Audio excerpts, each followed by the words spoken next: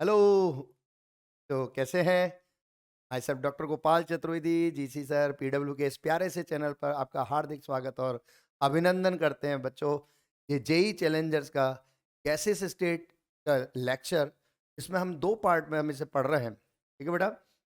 बच्चों, इसमें पहला पार्ट जो हम पढ़ने जा रहे हैं गैसेस स्टेट में, ठीक है? क्या है उसमें पहले पार्ट में?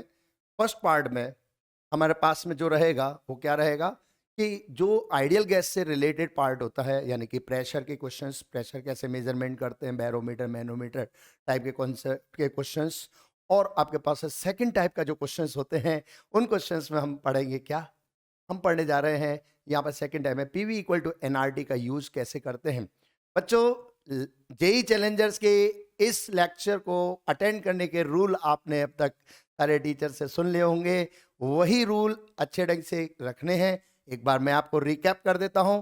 आपको जो क्वेश्चंस हम यहाँ पर बताने जा रहे हैं, हमारे दिमाग में ये है, मेरे दिमाग में ये है कि आपको गैसेस स्टेट का बेसिक मेंस लेवल का सिलेबस पूरा पता है और पढ़ा भी है। ठीक है? पढ़ा भी है और पूरा पता भी है। अब हम एडवांस टाइप के क्वेश्चंस में, मल्टी कॉन्सेप्ट क्वेश्चंस में इनको कैसे अप्लाई करते हैं ये देखेंगे, और क्वेश्चंस का टफनेस लेवल जो है वो धीरे धीरे इंप्रूव करेंगे। ठीक है बेटा? तो डिपेंड करेगा कि आपको कैसे कैसे क्वेश्चन के लेवल है, उसके अकॉर्डिंग आपको प्रैक्टिस करनी है। जब आपके सामने क्वेश्चन आए तो उस क्वेश्चन को जैसे ही आपके सामने आएगा उस क्वेश्चन को अपनी कॉपी पे सॉल्व करना है, और सॉल्व करने के बाद में आप इसमें देखेंगे कि सॉल्यूशन में क्या आपसे गलती हो गई है या फिर आपने अच्छे ढंग से किया होगा। डेफिनेट आप लोग बहुत अच्छा करेंगे। ये अच्छा चैप्टर है।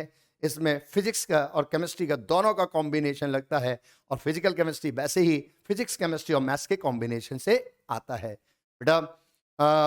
तो ये तो इस लेक्चर को पढ़ने का तरीका मैंने बताया है ना बेटा। और वैसे आप सब जानते ही हैं, जहाँ तक मैं पीडब्ल्यू के इस चैनल पर जो आपको फिजिकल केमिस्ट्री पढ़ा रहा हूँ, आपके दूसरे बैचेज में भी पढ़ा रहा हूँ, तो आपके बच्चों अब ये ध्यान रखें कि मैं अपने एक्सपीरियंस के बारे में बात करूँ तो कोटा का ही मेरा टोटली एक्सपीरियंस है। कोटा में ही पिछले 20 से 22 साल पे पढ़ा रहा हूँ। ठीक है बेटा? तो यहाँ के जितने भी इंस्टीट्यूट में पढ़ाएं, और अब आपको अच्छे ढंग से यहाँ पर लेक्चर्स के पहले देखना है। देखो बच्चों, टीचर से पहले इंपॉर्टेंट होता आपका पढ़ना। आपका रिसीवर, आपका वो अच्छा होना चाहिए। रिसीवर है ना, आपका माइंड लेवल है, कितनी बातों को सुन रहा है और उसको महसूस कर रहा है। चलिए ज़्यादा टाइम वेस्ट ना करते हुए मैं अपने आज की क्लास स्टार्ट करता हूँ। आज के लेक्चर में हमारे पास में प्रेशर मेजरमेंट का पार्ट रहेगा, application of PV equal to NRT रहेगा। ठीक है बेटा? और कनेक्टिंग कंटेनर्स के क्वेश्चंस और डिफ्यूजन इफ्यूजन के क्वेश्चंस, इनकी मिक्सिंग होगी। ठीक है? इनकी मिक्सिंग, ये टॉपिक अपन कवर करेंगे। ठीक है? तो डिफ्यूजन इफ्यूजन के बहुत अच्छे क्वेश्चंस जब अपने टाइम मिलता है तो मैं नेक्स्ट क्लास में भी आपको बताऊंगा। हो सकता है ये टाइम ना मिल पाए तो फिर अपन नेक्स्ट क्लास में भी अपन पढ़ेंगे डिफ्यूजन इफ्यूजन के क्वेश्चंस, और आगे का रियल गैस का पार्ट का क्वेश्चन, कॉलिजन थ्योरी के क्वेश्चंस दूसरे पार्ट में अपन पढ़ेंगे। ठीक है बेटा? चलिए, तो आज का पहला प्रश्न ये है। फर्स्ट क्वेश्चन है, इन the following arrangement find the pressure of the gas. हमें गैस का प्रेशर मेजरमेंट करना है। तो बच्चों, बैरोमीटर का कॉन्सेप्ट का क्वेश्चन है। बैरोमीटर में उस क्वेश्चन के लिए ये बैरोमेट्रिक ट्यूब है, उसमें हम मरकरी लिक्विड भर के चलते थे, लेकिन यहाँ पर हमारे पास में ऐसे लिक्विड दे रखे हैं। जैसे देखो, पहला लिक्विड है मरकरी, एक जिस और मरकरी के ऊपर है दूसरा लिक्विड जिसकी डेंसिटी आपको दी हुई है 13.6 सेंटीमीटर के साथ 1 ग्राम पर सेंटीमीटर क्यूब। ये इसकी डेंसिटी है और ये इसकी हाइट है, वर्टिकल हाइट डिफरेंस है। दूसरा लिक्विड इसके ऊपर है 30 सेंटीमीटर वाला, और आपके पास डेंसिटी दे रखी है 6.8 ग्राम पर सेंटीमीटर क्यूब। और अगले इसके ऊपर जो लिक्विड है उसकी हाइट है, वर्टिकल हाइट डिफरेंस है, वो 10 सेंटीमीटर है, और आपके पास में डेंसिटी 27.2 ग्राम पर सेंटीमीटर क्यूब है। और जहां पर आपके पास ये जो एरो बना रखा है, इस एरो पे लिखा हुआ 76 सेंटीमीटर। भाई 76 सेंटीमीटर का कोई मीनिंग नहीं होता है। 76 सेंटीमीटर मतलब यहाँ जो मरकरी के ऊपर एरो लगा हुआ है, इसका मतलब एयर का प्रेशर है, और एयर का प्रेशर का मतलब है ये 76 सेंटीमीटर ऑफ मरकरी दिया हुआ है। ठीक है बेटा? चलिए, तो ये आपके पास एयर का प्रेशर और यहाँ लिखा हुआ है कि जो एटमॉस्फेयर प्रेशर है वो 76 सेंटीमीटर ऑफ मर्करी है। फिजिक्स के और केमिस्ट्री के इस पार्ट में हमारे पास जो क्वेश्चंस आते हैं, उन क्वेश्चंस में क्या होता है कि आपको डायग्राम टाइप के क्वेश्चंस में हम बहुत सारे बच्चे फंस जाते हैं, तो उसके डायग्राम को पढ़ना आना चाहिए, उसके अकॉर्डिंग क्वेश्चन सॉल्व करना चाहिए। ठीक है बेटा, तो चलिए यहाँ पर मैंने आपको डायग्राम को समझा दिया है। अब मैं आपको आगे लेके चल रहा हूँ इस क्वेश्चन को सॉल्व करने का कॉन्सेप्ट। या आपके पास यहाँ जो है मरकरी, जो मरकरी लिक्विड है, उसके लिए मुझे गैस का प्रेशर कैलकुलेट करना है।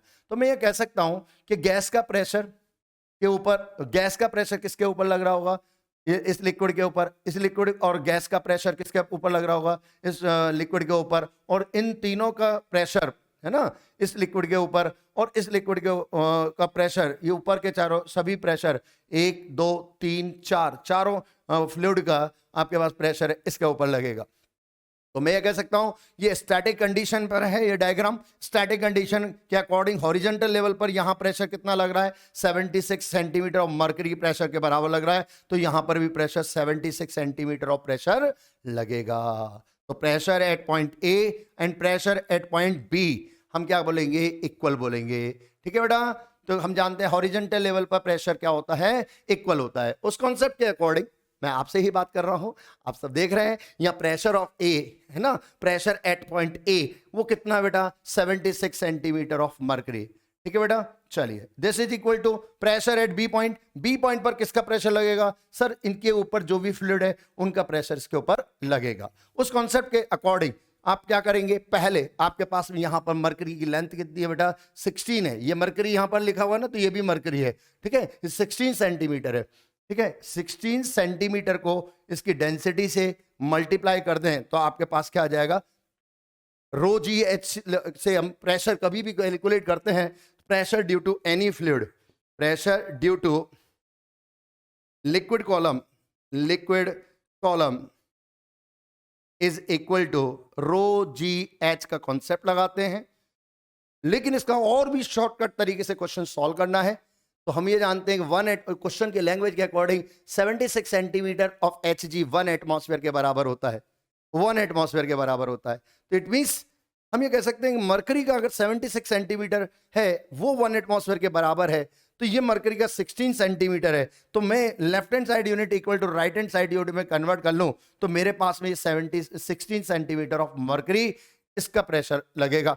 तो 76 centimetre of mercury is equal to 16 centimetre of mercury plus, अब जो ऊपर से लिक्विड जो है, इस लिक्विड का क्या है बेटा, हाइट दे रखा है और डेंसिटी दे रखा है।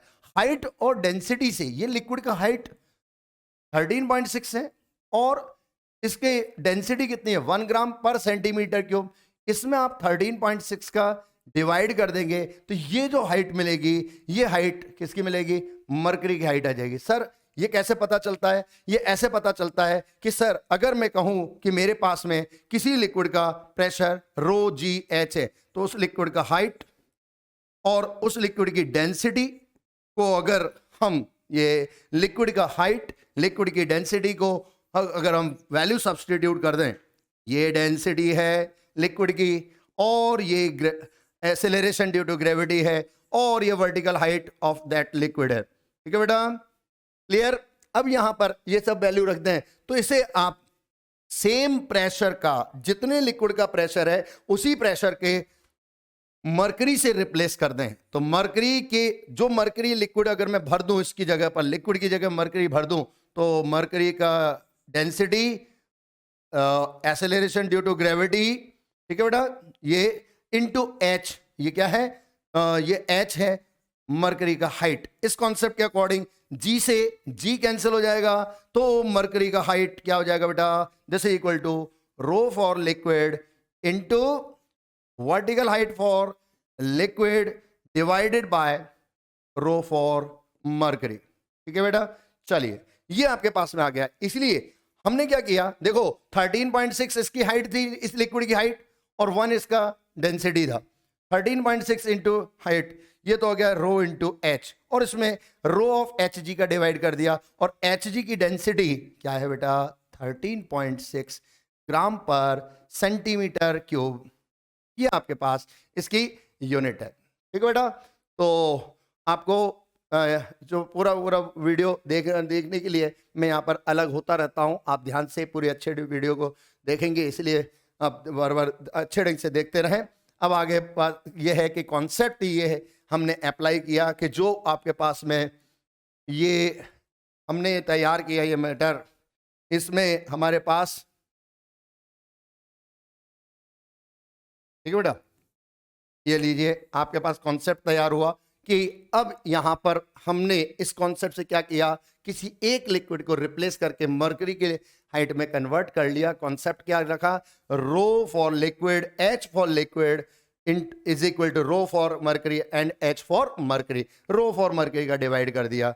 ठीक है बेटा, चलिए अब क्या हुआ, इसके ऊपर भी ऐसा कोई लिक्विड है जिसका हाइट और डेंसिटी दिया हुआ है, तो इसमें आपके पास ये भी प्रेशर इसके ऊपर लगेगा, तो प्लस क्या लिखेंगे 6.8 इसकी डेंसिटी है और इसका हाइट है 30 सेंटीमीटर, इसमें हम 13.6 का डिवाइड कर देंगे तो ये आपके पास में हाइट मिलेगी, मरकरी की हाइट में कन्वर्ट हो गया। ये जो हमारे पास हाइट है ये मरकरी की हाइट में कन्वर्ट कर लिया। सिमिलरली अब क्या कर रहे हैं, ध्यान से देखेंगे, 10 सेंटीमीटर के लिक्विड के लिए कैलकुलेशन करेंगे। 10 सेंटीमीटर के लिक्विड के लिए कितना हो जाएगा, ये मल्टीप्लाई कर देंगे तो क्या होगा 27.2 इंटू 10, ठीक है, डिवाइडेड बाय 13.6।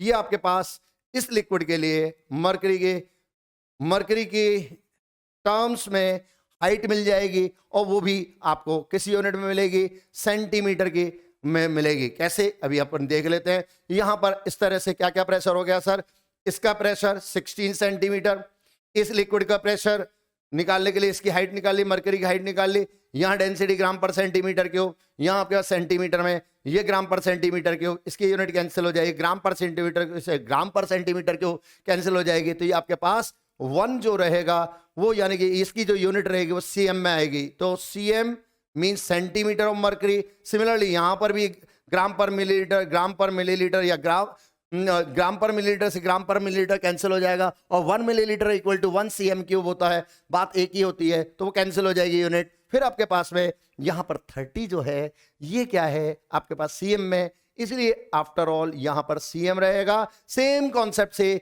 ग्राम पर सेंटीमीटर क्यूब डेंसिटी ग्राम पर सेंटीमीटर क्यूब डेंसिटी से कैंसिल हो जाएगी। आपके पास में यहां पर जो 10 है उसकी यूनिट रहेगी और 10 किसी यूनिट में सीएम में, that's why this is height in CM. तो आपके पास क्या हुआ, ये चारों 1 2 3 और 4 इसका प्रेशर इसके हाइट आ गई। अब हम क्या करेंगे, हमारे पास में हम प्रेशर गैस का भी इसमें इन्वॉल्व करेंगे।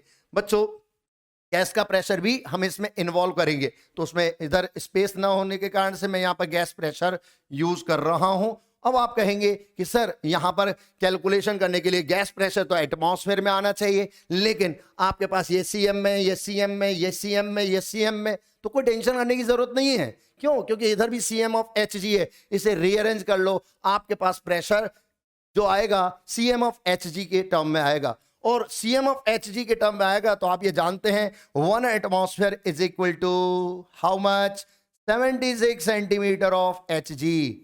इसलिए मैंने यहां पर ऐसा लिखा है। हो सकता है आप लोग रो जीएच से क्वेश्चन करते हो तो उसमें रो जीएच में कैलकुलेशन करने में टाइम ज्यादा लग जाए, अगर उसमें आपकी प्रैक्टिस अच्छी है तो कोई बात नहीं, उससे सॉल्व करिए, किसी से भी सॉल्व करिए। स्टूडेंट का माइंड टीचर के माइंड से बहुत फास्ट होता है, लेकिन टीचर जब पढ़ाता है तो ये मान के चलता है कि सबको अच्छे ढंग से सही टाइम में सॉल्व हो जाना चाहिए। ठीक है, आपका माइंड किस मेथड में कब क्लिक कर जाए वो मेथड से आपको क्वेश्चन अच्छे ढंग से जल्दी से हो जाते हैं।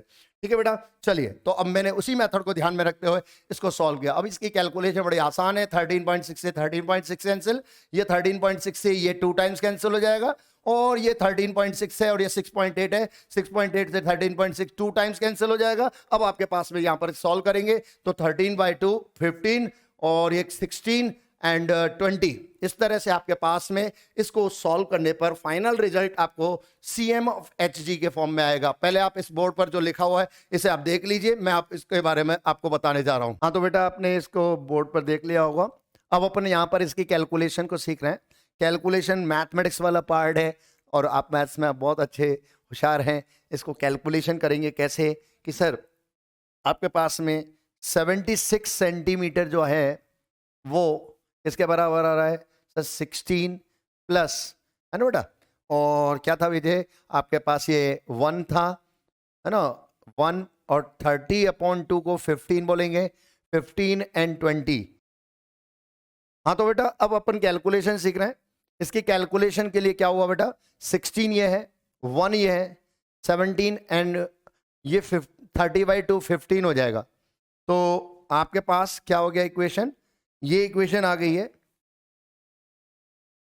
76 is equal to 76 cm of Hg is equal to, ठीक है, इसको इक्वेट कर रहे हैं 16 + 1 17 एंड 2 × 10 20, ठीक है बेटा, 20 + 17 कितना हो गया बेटा 37 प्लस 15, इन दोनों की यूनिट क्या हो गई cm of Hg plus gas pressure,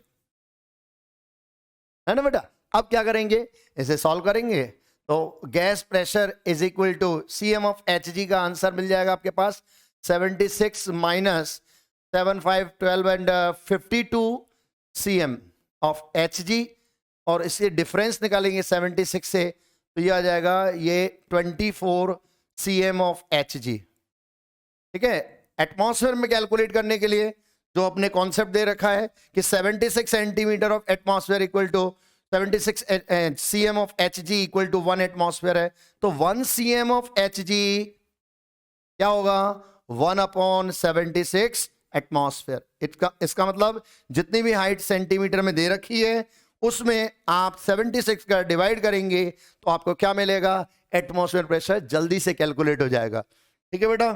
चलो तो ये आपके पास 24 cm upon 76, this is the answer in atmosphere, ठीक है बेटा। चलिए तो अब अपन आगे के पार्ट में चल रहे हैं, ये क्वेश्चन सबको समझ में आ गया होगा बेटा, है ना। अब आपके पास क्वेश्चन, नेक्स्ट क्वेश्चन, ये क्वेश्चन है, इस डायग्राम वाले क्वेश्चन को ध्यान से देखेंगे।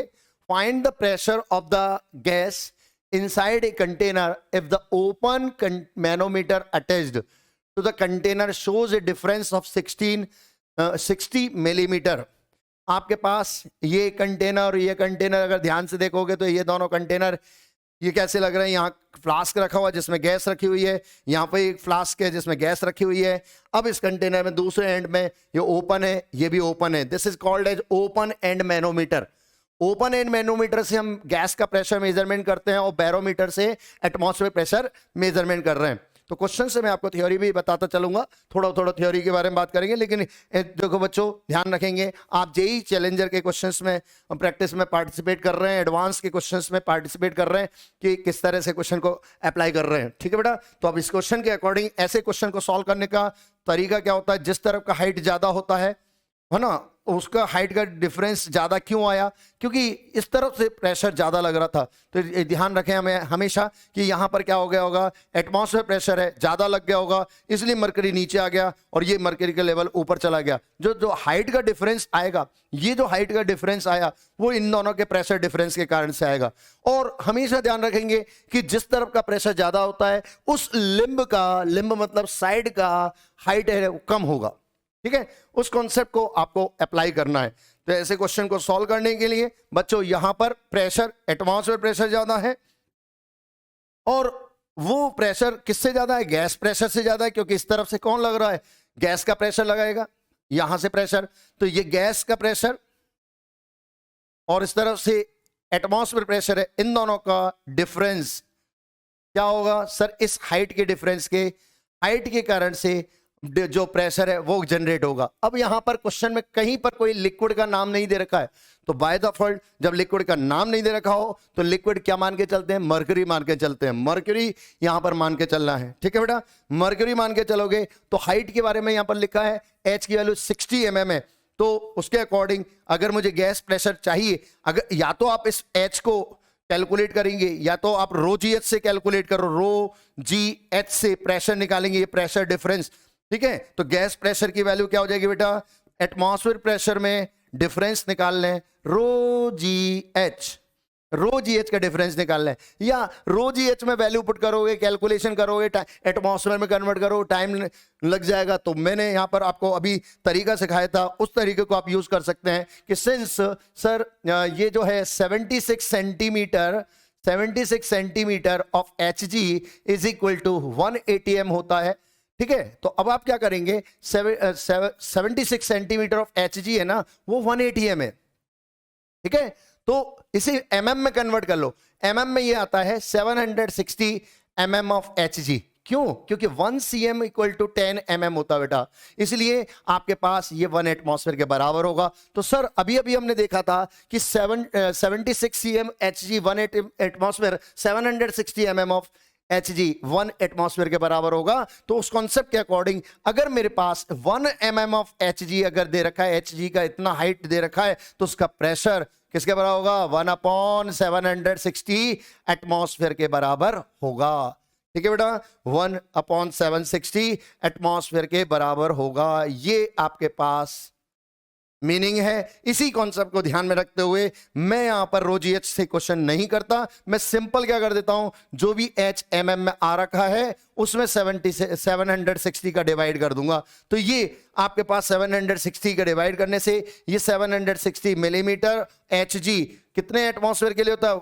पर एटमॉस्फेयर के लिए होता है, इसलिए mm ऑफ एच जी से mm of H G cancel हो जाएगा, ये mm ऑफ एच जी से एटमॉस्फेयर ऊपर चला जाएगा, तो ये आपके पास H/760 ATM में आ जाएगा। दैट्स वाई P ATM क्या है, कुछ क्वेश्चन में नहीं दे रखा है, तो आप 1 एटमॉस्फेयर लीजिए और इसमें से डिफरेंस निकाल लीजिए। H कितना बेटा? 60, तो 60/760 this is in atmosphere. That's why answer 1 - 60/760 atmosphere. अब आप इसे कैलकुलेट कर लेंगे, ठीक है बेटा। यहां पर मैं बोर्ड के सामने से हट रहा हूं, अब आप इसके सॉल्यूशन को ध्यान से देख लें, ठीक है बेटा। ये इस क्वेश्चन का आपके पास में ये वाले फर्स्ट वाले डायग्राम का सॉल्यूशन था। सिमिलरली अब यहां पर देखिए, अब जो हाइट आपको डिफरेंस दे रखा है वो किस तरफ का हाइट कम है बेटा? किस तरफ का हाइट कम है? इस तरफ का हाइट कम है। तो यहां कौन सा प्रेशर लग रहा होगा? गैस का प्रेशर लग रहा होगा, ठीक है। और यहां पर एटमॉस्फेयर प्रेशर लग रहा है, तो एटमॉस्फेयर प्रेशर क्या होगा? कम, और गैस प्रेशर ज्यादा होगा। और गैस प्रेशर और एटमॉस्फेयर प्रेशर का डिफरेंस किसके बराबर होगा बेटा? जो हाइट डिफरेंस आ रहा है उसके बराबर होगा। हाइट जो है मरकरी, यहां पर मानकर चलेंगे बाय द फॉल्ट मरकरी भरा हुआ है, यहां पर बाय द फॉल्ट मान के चलेंगे। अगर क्वेश्चन में डिफरेंस दे रखा होता तो उसकी डेंसिटी देता, जैसा कि प्रीवियस क्वेश्चन में दे रखा है, ठीक है बेटा। चलिए, तो H आपके पास यहां mm में दिया हुआ है क्वेश्चन में, mm ऑफ एच जी के फॉर्म में। तो एटमॉस्फेयर में कन्वर्ट करने के लिए 760 का डिवाइड करेंगे, क्योंकि 760 mm of H ji in 1 atmosphere होता है बेटा, है ना, ये 1 एटमॉस्फेयर। तो आपके पास ये mm ऑफ एच जी से mm of H G cancel हो जाएगा, तो गैस प्रेशर की जो वैल्यू आएगी this is equal to P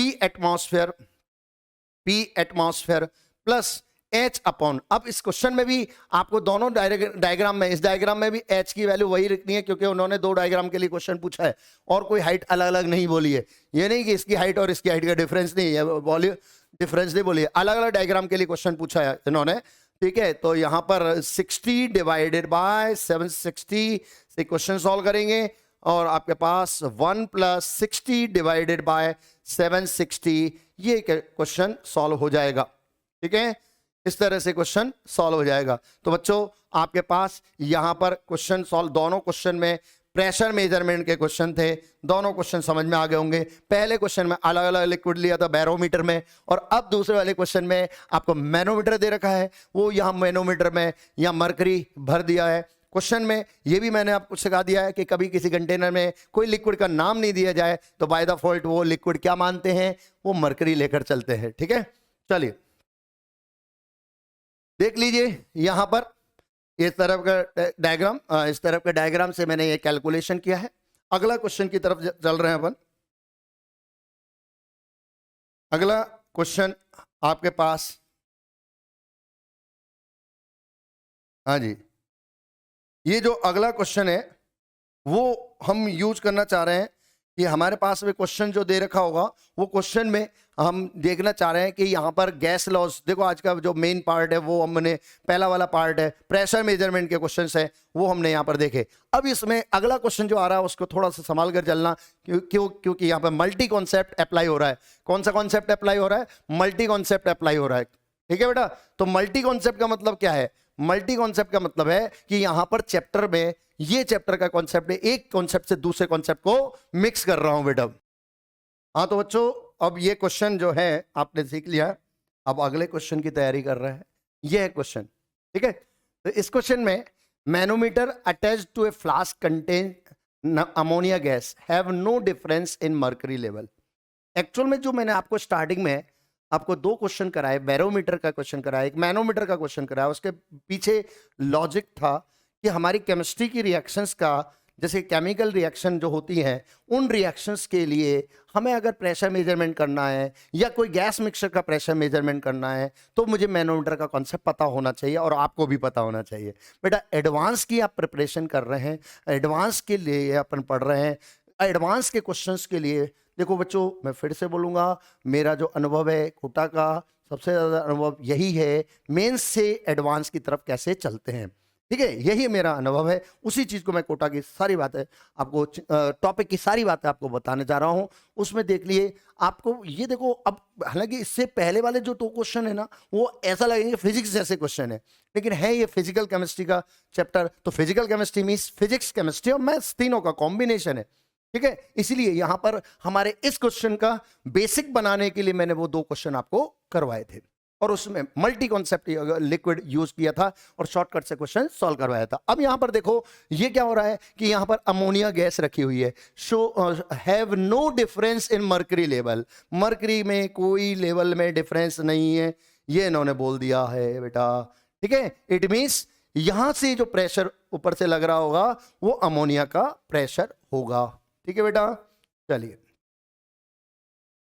तो pressure of ammonia initially at T equal to 0, at T equal to 0 is equal to 1 atmosphere, 1 atmosphere. ठीक है बेटा, as shown in the diagram, after sparking, gas की जब sparking करते हैं ना तो इडियोमेट्रिक ट्यूब के अकॉर्डिंग, यानी इडियोमेट्रिक के अकॉर्डिंग गैस का क्या होगा, एक्सप्लोजन होगा, वहां गैस के मॉलिक्यूल टूटेंगे और टूटकर क्या बनाएंगे, into the flask there is difference in 19 centimetre in the mercury level. अब इस क्वेश्चन में, इस एडवांस टाइप के क्वेश्चन में क्या हुआ बेटा, यहां पर डिफरेंस की बात बोल दी कि 19 सेंटीमीटर मर्करी लेवल का डिफरेंस है। तो भाई हम कैसे पता करें कि किस तरफ का प्रेशर ज्यादा है? In two column manometer, calculate percentage molecule of ammonia that converted into product in the partial reaction. It means ये reaction 100% नहीं है। It means ये क्वेश्चन है गैसियस रिएक्शंस का क्वेश्चन है, और गैसियस रिएक्शन में भी पार्शियल रिएक्शन कब होती है, केमिकल इक्विलिब्रियम वाले चैप्टर में। तो केमिकल इक्विलिब्रियम का गैसियस स्टेट्स के साथ में कॉम्बिनेशन वाला ये क्वेश्चन डायरेक्ट में हम ये दे देते जेईई एडवांस में, तो बच्चा कंफ्यूज हो जाता है। तो उसके लिए हमने बेसिक से स्टार्ट करके ये क्वेश्चन आपको दिया। चलिए बच्चों, अब इस क्वेश्चन में बड़ा आसान टाइप का अगर कॉन्सेप्ट क्लियर हो तो बहुत आसान टाइप से होगा। शुरू में तो प्रेशर डिफरेंस क्या हो गया, बराबर है, प्रेशर यहाँ जो प्रेशर है वो इस प्रेशर के बराबर है। ठीक है सर, अब अमोनिया को आपने क्या कर दिया, स्पार्किंग कर दी। अमोनिया की स्पार्किंग से बनता क्या है बेटा, यहाँ पर आप जानते हो पार्शियल रिएक्शन से सर नाइट्रोजन गैस बनेगी और हाइड्रोजन गैस बनेगी। ठीक है बेटा, चलिए ये हो गया बच्चों। यहां पर इनिशियल प्रेशर है 1 एटमॉस्फेयर, T इक्वल टू 0 पर 1 एटमॉस्फेयर। ठीक है, अब आपके पास ये रिएक्शन हो रही है और पार्शियल रिएक्शन हो रही है, तो पार्शियल रिएक्शन के क्वेश्चंस को सॉल्व करने के लिए इक्विलिब्रियम का कॉन्सेप्ट ध्यान रखना है। इक्विलिब्रियम के कॉन्सेप्ट के अकॉर्डिंग कुछ अमाउंट अमोनिया का डिसोशिएट होगा, उसके कारण से प्रेशर कम होगा। बच्चों जब आपके पास में क्वेश्चन में यहां पर मोल कॉन्सेप्ट भी अप्लाई हो रहा है, मोल कॉन्सेप्ट भी अप्लाई हो रहा है गैसेस रिएक्शन में। मोल कॉन्सेप्ट लगाते समय क्या चीज आपने पढ़ी है कि सर जब आपके पास किसी गैसेस रिएक्शन में अमाउंट ऑफ सब्सटेंस प्रेशर के फॉर्म में दे रखे हो तो उस क्वेश्चन के लिए आप यूज कर सकते हैं। देखिए यहां पर कॉन्सेप्ट क्या लगा सकते हैं कि सर गैस आइडियल गैस की तरह ट्रीटमेंट करेंगे तो पीवी इक्वल टू एनआरटी, तो तो पीवी इक्वल टू एनआरटी के अकॉर्डिंग ये जो कंटेनर आपने लिया है ना, ये रिजिड होता है। क्वेश्चन में कहीं वॉल्यूम चेंज नहीं हो रहा है, यहां पर ये रिजिड वॉल्व है। यहां फ्लास्क लगाते हैं प्रैक्टिकली क्या लगाते हैं बेटा, फ्लास्क लगाते हैं, ये रिजिड होता है। तो यहां पर हमने क्या किया कि ये वॉल्यूम कांस्टेंट है, कांस्टेंट वॉल्यूम पर वॉल्यूम जब कांस्टेंट होगा और टेम्परेचर भी कांस्टेंट है, ठीक है, टेम्परेचर आपने एक बार रख दिया, वो टेम्परेचर रखा, तो प्रेशर किसके प्रोपोर्शनल होता है, नंबर ऑफ मोल्स के प्रोपोर्शनल होता है। प्रेशर किसके प्रोपोर्शनल होता है, नंबर ऑफ मोल्स के। उस कॉन्सेप्ट के अकॉर्डिंग हम क्या करेंगे, यहां पर P proportional to N concept apply करेंगे। P proportional to N, temperature and volume constant है। सर इसमें तो क्वेश्चन में कहीं नहीं लिखा। अरे ये कहीं नहीं लिखा, तभी तो अपन यहां पढ़ रहे हैं, यही तो चीज सिखाने के लिए अपन बैठे हैं।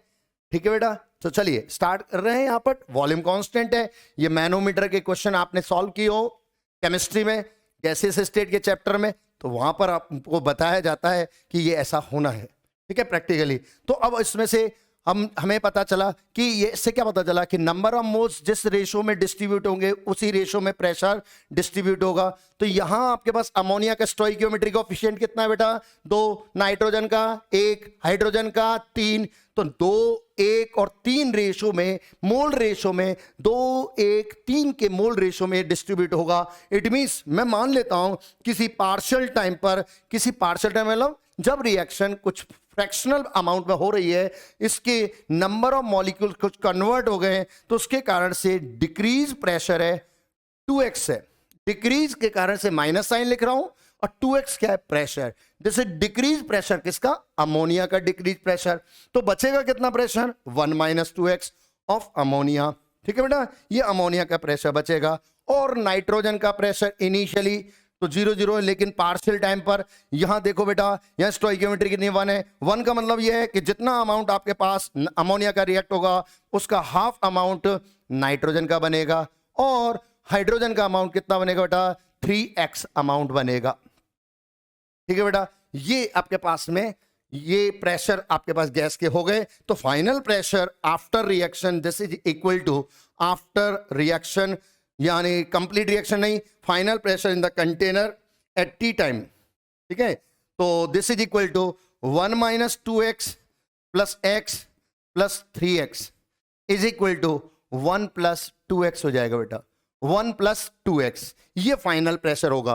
पहले प्रेशर कितना था, 1, बाद में प्रेशर कितना हो गया, 1 + 2x। इट मींस आपके पास यहां गैस का प्रेशर स्पार्किंग के बाद बढ़ गया, इंक्रीज हो गया। तो बेटा इंक्रीज होने का मतलब क्या हुआ कि यहां प्रेशर ज्यादा लगेगा और एटमॉस्फेयर प्रेशर, एक्सटर्नल प्रेशर क्या होगा, कम होगा, जिसके कारण से लिक्विड का लेवल इधर डाउनवर्ड जाएगा और ये लेवल क्या होगा, अपवर्ड जाएगा। तो नेट आपके पास जो मान लीजिए ये यहां तक पहुंच गया है और ये यहां तक पहुंच गया है, तो अब आपके पास after T time, after partial reaction, ये आपके पास H हाइट आ रही है। ठीक है, ये H हाइट आएगी, ठीक है, जब रिएक्शन हो जाएगी उसके बाद। तो ये H हाइट का प्रेशर डिफरेंस किसके बराबर होगा, प्रेशर डिफरेंस H हाइट के प्रेशर डिफरेंस के बराबर होगा change in pressure P final minus P initial, this is equal to 1 + 2x - 1। पहला प्रेशर कितना था, 1 + 2x, इनिशियल कितना था 1, तो कितना रह गया बेटा, 2x प्रेशर रह गया।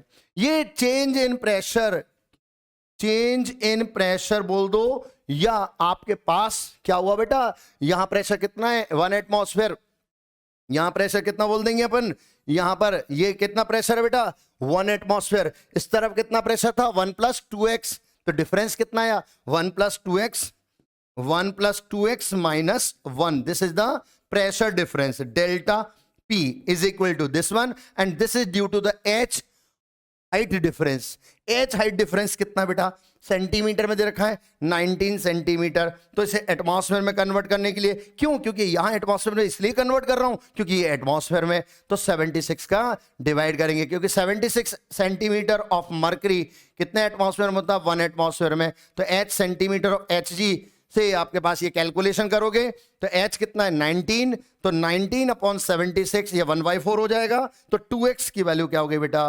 1/4। 2x is equal to 1/4। 2x क्या है, डिक्रीज अमाउंट। इनिशियल अमाउंट कितना था 1। अब आपको क्वेश्चन में क्या पूछा है calculate the percentage molecule of ammonia that converted into product. ठीक है, दैट कन्वर्टेड इनटू प्रोडक्ट। तो percentage molecule of ammonia converted into product, converted into product. बच्चों, ऐसे क्वेश्चन को सॉल्व करने के लिए, एडवांस टाइप के क्वेश्चन को सॉल्व करने के लिए लैंग्वेज वहां पर बहुत घुमा के दी जाती है। ऐसे घुमाने वाले क्वेश्चन की लैंग्वेज के लिए आपकी प्रैक्टिस एनालिसिस टाइप की होनी चाहिए। एनालिसिस टाइप की मतलब जब कभी आप प्रिपरेशन करें तो प्रिपरेशन करते समय कोई क्वेश्चन आपने सॉल्व कर लिया हो, वो भले थियोरेटिकल हो या आपके पास में न्यूमेरिकल हो, उसके बाद भी ये सोचिए कि हमने इस क्वेश्चन से क्या सीखा। ऐसे अगर एनालिसिस करना सीखते हो तो आप एडवांस की प्रिपरेशन प्रॉपर तरीके से कर पाओगे, क्योंकि एडवांस का मतलब एनालिसिस, दिमाग लगाना, दिमाग क्वेश्चंस में लगाना, केवल मेहनत ही नहीं करना, मेहनत दिमागी रूप से भी करनी है ना। तो उसके लिए अपन को टाइम चाहिए होता है। और जो बच्चे केवल न्यूमेरिकल अप्रोच के टाइम पर न्यूमेरिकल अप्रोच की तैयारी करते हैं, वो बच्चे को और अच्छी रैंक इंप्रूव करनी है तो दिमाग वाले पार्ट में ज़्यादा काम करें। क्यों? क्योंकि वहाँ जेई एडवांस में बहुत सारे बच्चों के क्वेश्चंस हैं, न्यूमेरिकल टाइप के तो हो जाते हैं, लेकिन असर्शन रीजन वाले, थियोरेटिकल वाले, लैंग्वेज वाले क्वेश्चंस में फंस जाते हैं। यहाँ पर लैंग्वेज ऐसी लिखी हुई है कि भूल जाते हैं कि क्या दे रखा है। हाँ, अगर इसी क्वेश्चन में लिखा होता ना कि परसेंटेज डिसोसिएशन बता दो, तो तुरंत स्टूडेंट सोच लेता है हाँ ये सर ने सिखा रखा है परसेंटेज डिसोसिएशन क्या है, ठीक है, तो वो डायरेक्ट कर लेता। लेकिन अगर लैंग्वेज वाले क्वेश्चन है तो वहां पर रुक जाता है। तो ऐसे क्वेश्चन में यानी पढ़ाई करते समय भी थ्योरी वाला पार्ट भी आपको ध्यान रखना है। ये क्या लिखा है? परसेंटेज मॉलिक्यूल ऑफ अमोनिया, यानी आपको परसेंटेज निकालना है। किसका परसेंटेज निकालना है? कन्वर्टेड अमोनिया के मॉलिक्यूल के प्रोडक्ट में कितने कन्वर्ट हो गए। तो हम जानते हैं परसेंटेज निकालने का तरीका कि कन्वर्टेड मॉलिक्यूल्स कितने हैं, कन्वर्टेड मॉलिक्यूल्स ऑफ अमोनिया, ठीक है। और इसमें initial molecule of ammonia, initial molecule of ammonia, initial molecule of ammonia, इसको आप 100 से मल्टीप्लाई कर दो तो बच्चों नंबर ऑफ मोल्स और number of molecule directly proportional होते हैं। नंबर ऑफ मोल्स मॉलिक्यूल्स अगर चेंज बढ़ता है तो नंबर ऑफ मोल्स भी बढ़ते हैं। तो एक तरह से ये मोल का रेशो भी है, ये मॉलिक्यूल का रेशो भी है। और हम ये कह सकते हैं कि सर हम जानते हैं कि P प्रोपोर्शनल टू N होता है, तो आप कन्वर्टेड मोल निकालो, कन्वर्टेड मोल है ना, कन्वर्टेड मॉलिक्यूल में converted moles upon initial moles, ये भी रेशो वही रहेगा। This is equal to converted moles of NH3 divided by initial moles of ammonia, initial moles of ammonia into 100। और अभी हमने देख रखा है P प्रोपोर्शनल टू N है, P प्रोपोर्शनल टू N, तो P1 अपॉन P2। अगर मैं कहूं कि ये मोल रेशो ही तो है बेटा, ये मोल रेशो है, कन्वर्टेड मोल्स, तो कन्वर्टेड मोल में अमोनिया कन्वर्ट हो रही तो अमोनिया के मोल कम होंगे, तो प्रेशर क्या हो जाएगा? डिक्रीज। तो कितना डिक्रीज प्रेशर है? तो डिक्रीज प्रेशर, डिक्रीज और reacted pressure, decrease pressure of ammonia, बच्चों कन्वर्टेड मोल्स ऑफ अमोनिया के डायरेक्टली प्रोपोर्शनल क्या होगा? प्रेशर डिक्रीज किसका? अमोनिया का, divided by initial pressure of ammonia, initial pressure of ammonia. इसलिए अब क्या करेंगे? इसको 100 से मल्टीप्लाई करेंगे। आपके पास डिक्रीज प्रेशर अमोनिया का कितना है? 2x, इनिशियल प्रेशर कितना? 1 × 100। तो सर सॉल्व हो गया क्वेश्चन। 2x की वैल्यू कितनी है बेटा? 1/4, तो इट मींस 25 आंसर आ जाएगा बेटा। 1/4 into 100, दिस इज 25। ठीक है, तो ये मैंने आपको सिखाया। यहाँ पर एडवांस टाइप के क्वेश्चन को सॉल्व करने के लिए क्या क्या तरीके होते हैं वो आपको बताया। बच्चों एडवांस के क्वेश्चंस में जब पहली बार बच्चा जो आप जब इस वीडियो को देख रहे होंगे, आप लेक्चर की प्रिपरेशन कर रहे होंगे, तो आप लोग शुरू-शुरू में जो अब सभी सभी शहरों में जहाँ से आप पढ़ रहे हैं, बहुत अच्छी मेहनत कर रहे हैं, आप अपने लेवल से बड़ा अच्छी तैयारी कर रहे हैं। हमारे देश का बच्चा बहुत अच्छे तरह से तैयारी कर रहा है, लेकिन अगर आप अपने ही लेवल से तैयारी कर रहे हैं और आपको यहाँ के वीडियो अगर पढ़ते देख रहे हैं, तो देखते समय आपको ऐसा भी लग सकता है, अरे सर इतने भी भयंकर क्वेश्चन आ सकते हैं क्या? क्या इतनी ईज़ी भी आ सकते हैं क्या? दोनों तरह की फीलिंग होती है, जो जिसका जैसा एनवायरनमेंट होता है उसके अकॉर्डिंग वैसा ही वो सोचने लगता है, वो वैसे ही बातें करने की कोशिश करता है। तो बातें नहीं करनी हमें, हमें ये देखना है क्वेश्चन का लेवल कुछ भी हो, हर चीज़ में बेसिक्स को नहीं छोड़ना है। मैंने आपको क्वेश्चन को सॉल्व करते समय आपको बेसिक्स से चीज़ बताई है। बेसिक बहुत इंपॉर्टेंट होता है बेटा। हर एक लाइन को समझते हुए इक्वेशन बनाते गए और क्वेश्चन को समझते चले गए। यहाँ 2 चैप्टर का कॉम्बिनेशन हुआ है, chemical equilibrium plus gaseous state. ठीक है, दोनों का कॉन्सेप्ट, और तीसरा और बोलें तो तीसरा भी लगा दिया हमने, यहाँ पे मोल कॉन्सेप्ट भी अप्लाई कर लिया है। तो ऐसा नहीं है, कई स्टूडेंट को ये क्वेश्चन हो सकता है कि पहली बार देखने को मिले, कईयों को कई बार देखने को मिले। आपको हमारा मेन में तो मोटो ये है कि आप ये चीज़ें देखें कि एडवांस टाइप के क्वेश्चन को कैसे सॉल्व किया जाता है, वो हम आपको बता रहे हैं। ठीक है बेटा, तो कई स्टूडेंट सोचने लग जाते हैं सर ये क्वेश्चन टीचर्स के लिए है कि स्टूडेंट के लिए? ये बच्चों जेई एडवांस के क्वेश्चंस के लिए है, और अगर आप जेई एडवांस की तैयारी कर रहे हैं तो उनके लिए प्रॉपर तैयारी के लिए कोटा के मटेरियल को और सारे मटेरियल को जो यहाँ से हमने बनाए हुए हैं, हमने हमारा पूरा कंट्रीब्यूशन रहा है। पूरे जो यहाँ पर फिजिकल केमिस्ट्री में मेरा काफ़ी कंट्रीब्यूशन रहा है, हर तरह के अच्छे अच्छे क्वेश्चंस में कंट्रीब्यूशन रहा है। वही चीज़ मैं आपको लैंग्वेज में यूज़ करूँगा, वही जब कभी थ्योरी की बात बोलूँगा, कोई एक्सप्लेनेशन बोलूँगा, तो उन क्वेश्चंस में मेरी लैंग्वेज में कहीं ना कहीं कुछ ना कुछ ऐसी बातें मिलेंगी जो आपको क्वेश्चंस को ओरिजिनेट करने की कोशिश करेगी, कई क्वेश्चन को कैसे सॉल्व करते हैं। ठीक है, नंबर ऑफ क्वेश्चंस लेक्चर में ज़्यादा मिलेंगे, कोई टेंशन नहीं करना, ज़्यादा या कम मिलेंगे कोई टेंशन नहीं करना, लेकिन जो मैं लेक्चर आपको दे रहा हूँ उसके अकॉर्डिंग प्रैक्टिस के क्वेश्चंस नेक्स्ट लेक्चर से दूंगा। ठीक है, अभी लेक्चर में केवल आपको ध्यान से ये देखना है कैसे क्वेश्चन हो रहे हैं। ठीक है, चलिए अब आगे का क्वेश्चन हम देखते हैं। आगे का क्वेश्चन क्या है? चलिए बेटा, आगे का क्वेश्चन ये आपके स्क्रीन पर आ रहा है। हाँ तो बच्चों, ये क्वेश्चन आपके स्क्रीन पर है। Consider the composite system which is held at 300 kelvin. ये पूरा सिस्टम है, ये कंटेनर है, एक पूरा कंटेनर जिसमें बीच में पार्टीशन लगे हुए हैं, एक दो पार्टीशन लगे हुए हैं। जेई में कई बार क्वेश्चन आ चुका है। गैसेस स्टेट की इस पार्ट का कनेक्टिंग कंटेनर के क्वेश्चंस का क्वेश्चन थर्मोडायनेमिक्स में भी बनता है। ठीक है, तो ये दोनों कंबाइन वाला क्वेश्चन होता है, और ये फिजिक्स में भी बनता है। तो जेई के लिए बहुत इंपॉर्टेंट पार्ट हो जाता है कनेक्टिंग कंटेनर के क्वेश्चंस के लिए। Which is held at 300 kelvin, है ना, shown in the following figure assuming ideal gas behaviour. आपको आइडियल गैस बिहेवियर मानना है। Calculate the total pressure if the barriers separating the compartment are removed.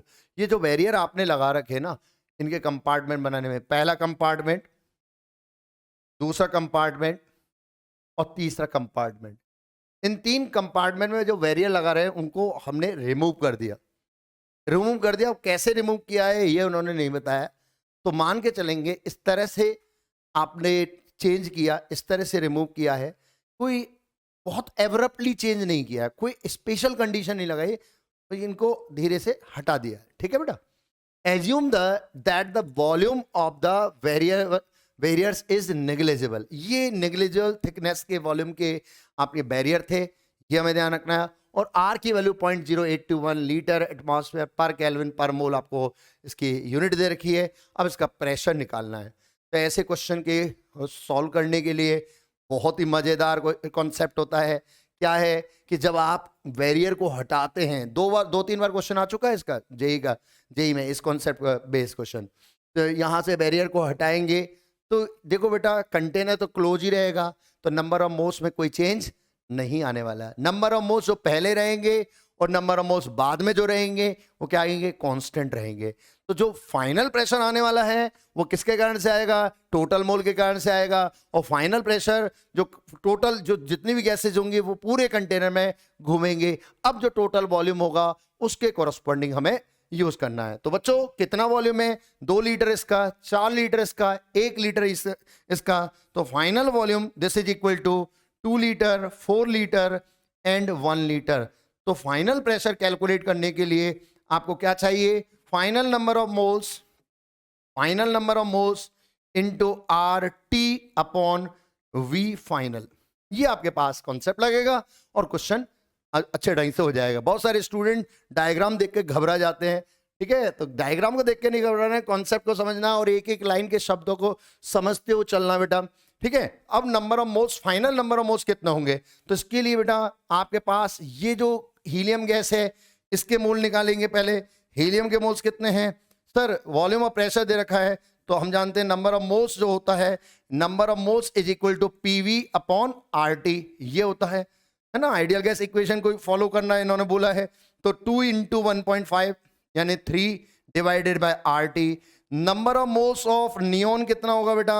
2.5 into 4 upon RT, है ना? और number of moles of xenon is equal to 1 into 1 यानी 1 into 1 1 ही होगा भाई, RT. ये टोटल नंबर ऑफ, ये number of moles individual gases के आ गए, तो टोटल नंबर ऑफ मोल्स निकाल लेंगे। तो टोटल नंबर ऑफ मोल्स कितना होगा sir? 2 into 1.5 3 upon RT plus neon के मोल्स 2 इंटू 2.5 इंटू 4, तो ये हो जाएगा 10 अपॉन आरटी, है ना बेटा? और जिनॉन के मोल 1 अपॉन आरटी, ये हो गए टोटल नंबर ऑफ मोल्स। और आरटी में टोटल वॉल्यूम का डिवाइड कर देंगे 7 का, आरटी आरटी कैंसिल, तो क्या हो गया बेटा? देखो भाई सिंपल एक लाइन में आंसर आ गया भाई, ये 2 एटमॉस्फेयर। अब आप, जब मैं यहां पर सॉल्व कर रहा हूं तो आराम से सॉल्व कर लिया और कॉन्सेप्ट शुरुआत में बता दिया, इसलिए जल्दी से हमारे पास आंसर आ गया। और लगेगा ये जेईई मेंस टाइप का क्वेश्चन, लेकिन ये डराने के लिए बड़ा डायग्राम बनाकर दे दिया जाता है, ठीक है बेटा? तो चलिए देख लीजिए बोर्ड पर जो लिखा है अच्छे ढंग से, और फिर मैं आगे बढ़ता हूं, अगले क्वेश्चन की तरफ बढ़ता हूं, ठीक है बेटा? अगला क्वेश्चन आपके लिए ये रहा, ये वाला क्वेश्चन। इस क्वेश्चन के बारे में बात करें, पिछला वाला क्वेश्चन का कॉन्सेप्ट सबको समझ में आ गया।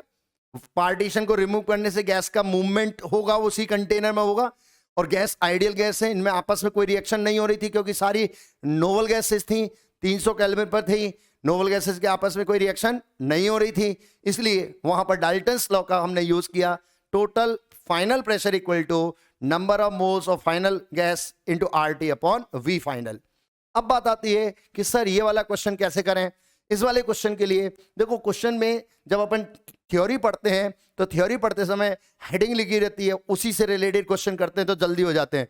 लेकिन जेई मेंस हो या जेई एडवांस हो, वहाँ हेडिंग नहीं लिखा रहता है, वहाँ हमें खुद को सोचना पड़ता है क्वेश्चन को सॉल्व करने के लिए कौन सा कॉन्सेप्ट लाना है। तो उसके लिए भी एनालिसिस पावर होनी जरूरी है। हाँ, मैं आप सबसे ही कह रहा हूँ बेटा, आप सबसे ही कह रहा हूँ, ठीक है? चलिए, तो 11 मोल of nitrogen and 12 mole of hydrogen, nitrogen और हाइड्रोजन के मोल दे रखे हैं, मिक्सचर रिएक्टेड। ओहो सर, अब तो रिएक्शन हो गई, हाँ केमिस्ट्री आ गई, वाह। रिएक्टेड इन 20 लीटर वेसल एट 800 केल्विन, यानी कि नाइट्रोजन और हाइड्रोजन के रिएक्शन के लिए इन्होंने टेम्परेचर क्या बोल दिया? 800 केल्विन बोल दिया, 800 केल्विन। अच्छा, आफ्टर इक्विलिब्रियम वाज रीच्ड, जब इक्विलिब्रियम अचीव हो गया, यानी कि ये भी पार्शियल रिएक्शन का क्वेश्चन हो गया। 6 mole of hydrogen was present, 6 mole hydrogen present था, कहां? ठीक है, कंटेनर के अंदर, ये हमें पता चल गया। तो सर हमारे पास में अब तक ये पता चल रहा है नाइट्रोजन और हाइड्रोजन इनिशियली जब आपके पास रिएक्ट होंगे तो पार्शियल रिएक्शन के अकॉर्डिंग यहां पर अमोनिया जितना भी बनेगा वो कितना बनेगा ये पता कर लें। तो बच्चों T इक्वल टू 0 पर, T इक्वल टू मतलब 0 मतलब टाइम T इक्वल टू 0 है, उस समय मोल है 11 मोल इसके, 12 मोल इसके हैं, 11-12 मोल तो पता चल गए, और 6 मोल इक्विलिब्रियम पर आया। सर चैप्टर तो गैसियस स्टेट है, इक्विलिब्रियम क्यों आ गया?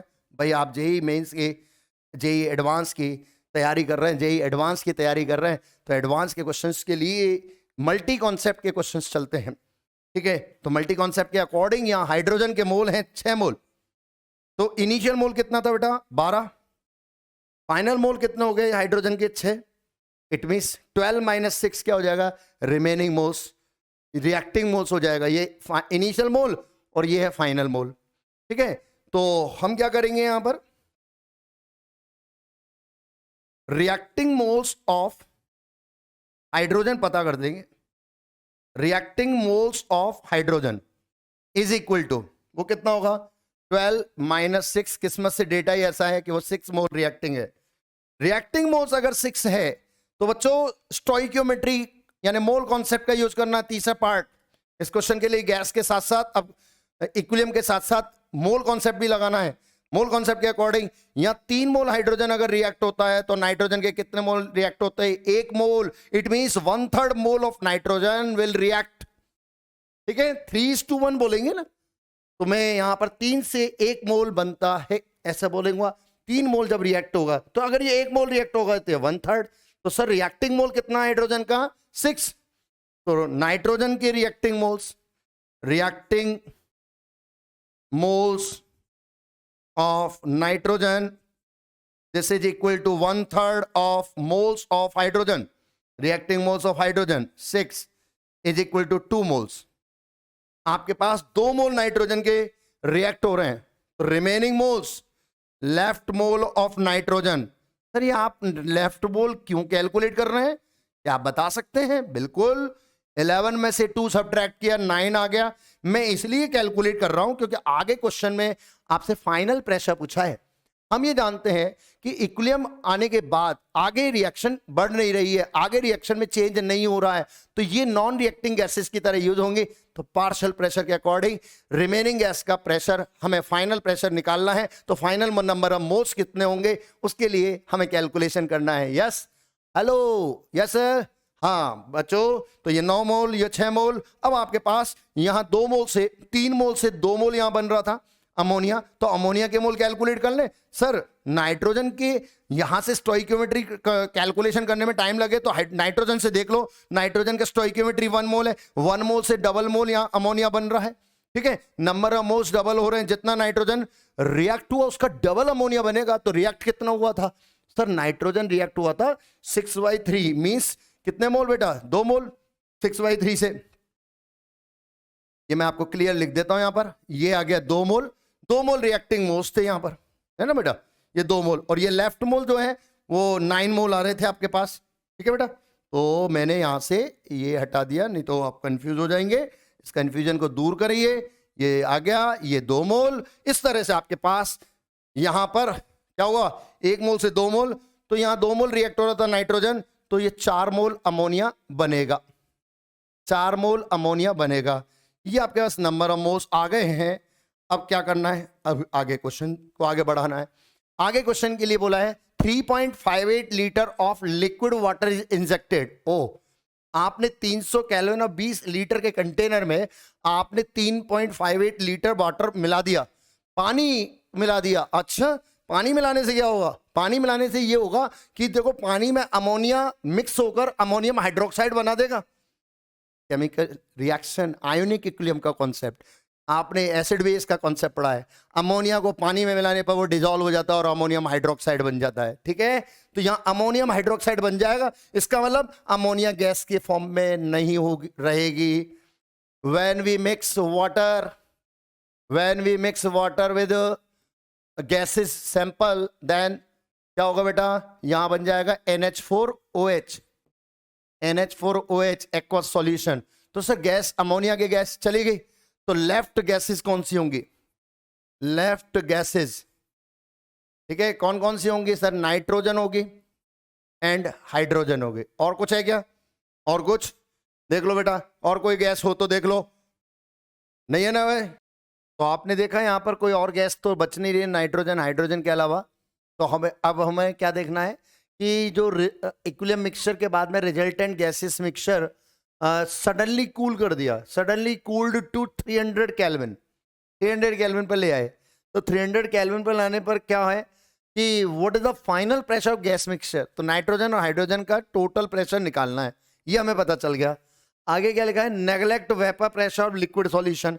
जो अमोनिया आएगा ना उसका एक्वस सॉल्यूशन बनेगा, उसका वेपर प्रेशर को नेग्लेक्ट करना है। अच्छी बात है। Assume all NH3 dissolve in water, ये भी बोल दिया। सारी रिएक्शन सारा है ना, अमोनिया को वाटर में डिजॉल्व कर देना है, इसीलिए मैंने देखो इरिवर्सल साइन बना रखा है इसको। ठीक है, चलिए और क्या करना है? और क्या है कि no change in the volume of the liquid. Liquid के वॉल्यूम में कोई चेंज नहीं करना, ये भी बोल दिया उन्होंने सारी चीजें, ठीक है। तो ये 300 kelvin, at 300 kelvin no reaction take place between nitrogen and hydrogen, initial condition. Nitrogen hydrogen जो थी उसमें 300 केल्विन पर कोई रिएक्शन नहीं होगी। अरे सर सारी चीज तो क्वेश्चन में दे दी है, तो कई बच्चे लेंथ को देखकर क्वेश्चन छोड़ने की कोशिश कर रहे हैं, तो जो गलत हो जाता है, ठीक है। लेंथ जब बहुत अच्छी दे रखी है क्वेश्चन की, तो उसके हर एक शब्द में सारी बातें दे रखी होती है, उसे घबराना नहीं होता है, उसके लिए अच्छे ढंग से मेहनत करनी पड़ती है, ठीक है। चलिए, अपने सपनों के लिए तो हर कोई मेहनत करता ही है, आप भी मेहनत ही कर रहे हैं, ठीक है बेटा। तो आगे बढ़ रहे हैं, हम क्या कर रहे हैं, हमारे इस क्वेश्चन के सॉल्व करने के लिए हमारे पास टोटल फाइनल प्रेशर कैलकुलेट करना है। This equal to number of moles of nitrogen plus number of moles of hydrogen. इस कंडीशन पर, क्या किस कंडीशन पर, टेम्परेचर 300 पर वो रिएक्ट नहीं हो रहा है, इसलिए आप पार्शियल प्रेशर का कॉन्सेप्ट के अकॉर्डिंग फाइनल प्रेशर निकाल सकते हैं। और फाइनल प्रेशर निकालने के लिए final number of moles RT upon final volume.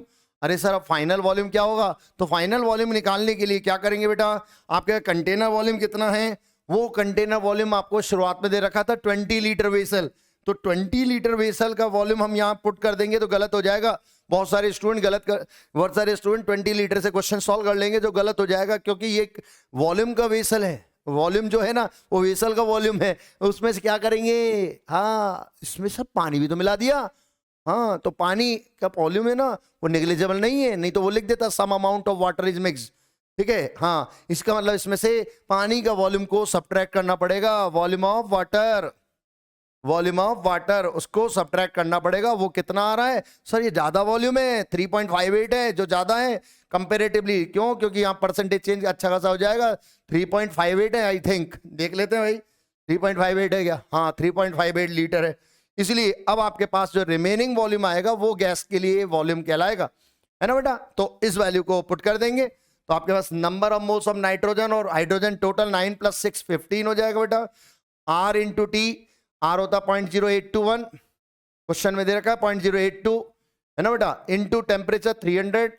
जब RT की वैल्यू इतनी पुट करते हैं तो 24.63 आता है, और फाइनल वॉल्यूम जब आप कैलकुलेट करेंगे तो ये क्या कितना हो जाएगा, 20 - 3.58। इसे सॉल्व कर लेंगे तो फाइनल आंसर आपको कैलकुलेट हो जाएगा। मैथमेटिक्स वाला पार्ट आप यहां पर यूज कर लेंगे। मैं बोर्ड से अलग हट गया हूं ताकि आप इस बोर्ड पर जो लिखा हुआ है उस बात को अच्छे ढंग से देख सकें, ठीक है बेटा। चलो तो फिर आपके पास में यहां पर यह आ जाएगा 15 इंटू ये आ जाता है अप्रॉक्सीमेटली 24.63 के आसपास आएगा ये वाला डेटा, डिवाइडेड बाय 16.42 के आसपास। तो जब इसे सॉल्व करेंगे तो 22.47 के आसपास आंसर आएगा। 47 को हम बोल सकते हैं 5, इसलिए आपके पास इसका आंसर हो जाएगा 22.5, ठीक है। ये फाइनल आंसर 22.5। चलो बेटा ये क्वेश्चन समझ में आ गया है ना। चलिए अब अगर आगे के क्वेश्चन की तरफ देख रहे हैं, आगे का क्वेश्चन अपन स्टार्ट कर रहे हैं। उसके लिए पहले ये देख लो, मैंने जो सॉल्यूशन बनाया है उसमें कहीं कोई आगे के बारे में बात करने के लिए तैयारी कर रहे हैं। आगे की बात जो है, जो हम ये देखना चाह रहे हैं कि गैस के क्वेश्चंस के लिए हमारे पास ऐसा कोई ज़रूरी नहीं है कि गैस ही गैस हो, वहाँ पर कोई और कंडीशन भी आ सकती है। कभी सम अमाउंट ऑफ लिक्विड भी हो सकता है या लार्ज अमाउंट ऑफ लिक्विड भी हो सकता है। तो इस क्वेश्चन में हमारे पास लार्ज अमाउंट ऑफ लिक्विड था 3.58। तो गैस को घूमने के लिए कितनी जगह चाहिए, तो जब सम अमाउंट ऑफ लिक्विड हो तो जितना कंटेनर वॉल्यूम है उसी से क्वेश्चन सॉल्व करते हैं, और बाकी लिक्विड का वॉल्यूम दे रखा होता है तो उसे हमें सब्ट्रैक्ट करना होता है, ठीक है बेटा। चलो नेक्स्ट क्वेश्चन देखते हैं। नेक्स्ट क्वेश्चन की है आपके लिए यह वाला क्वेश्चन।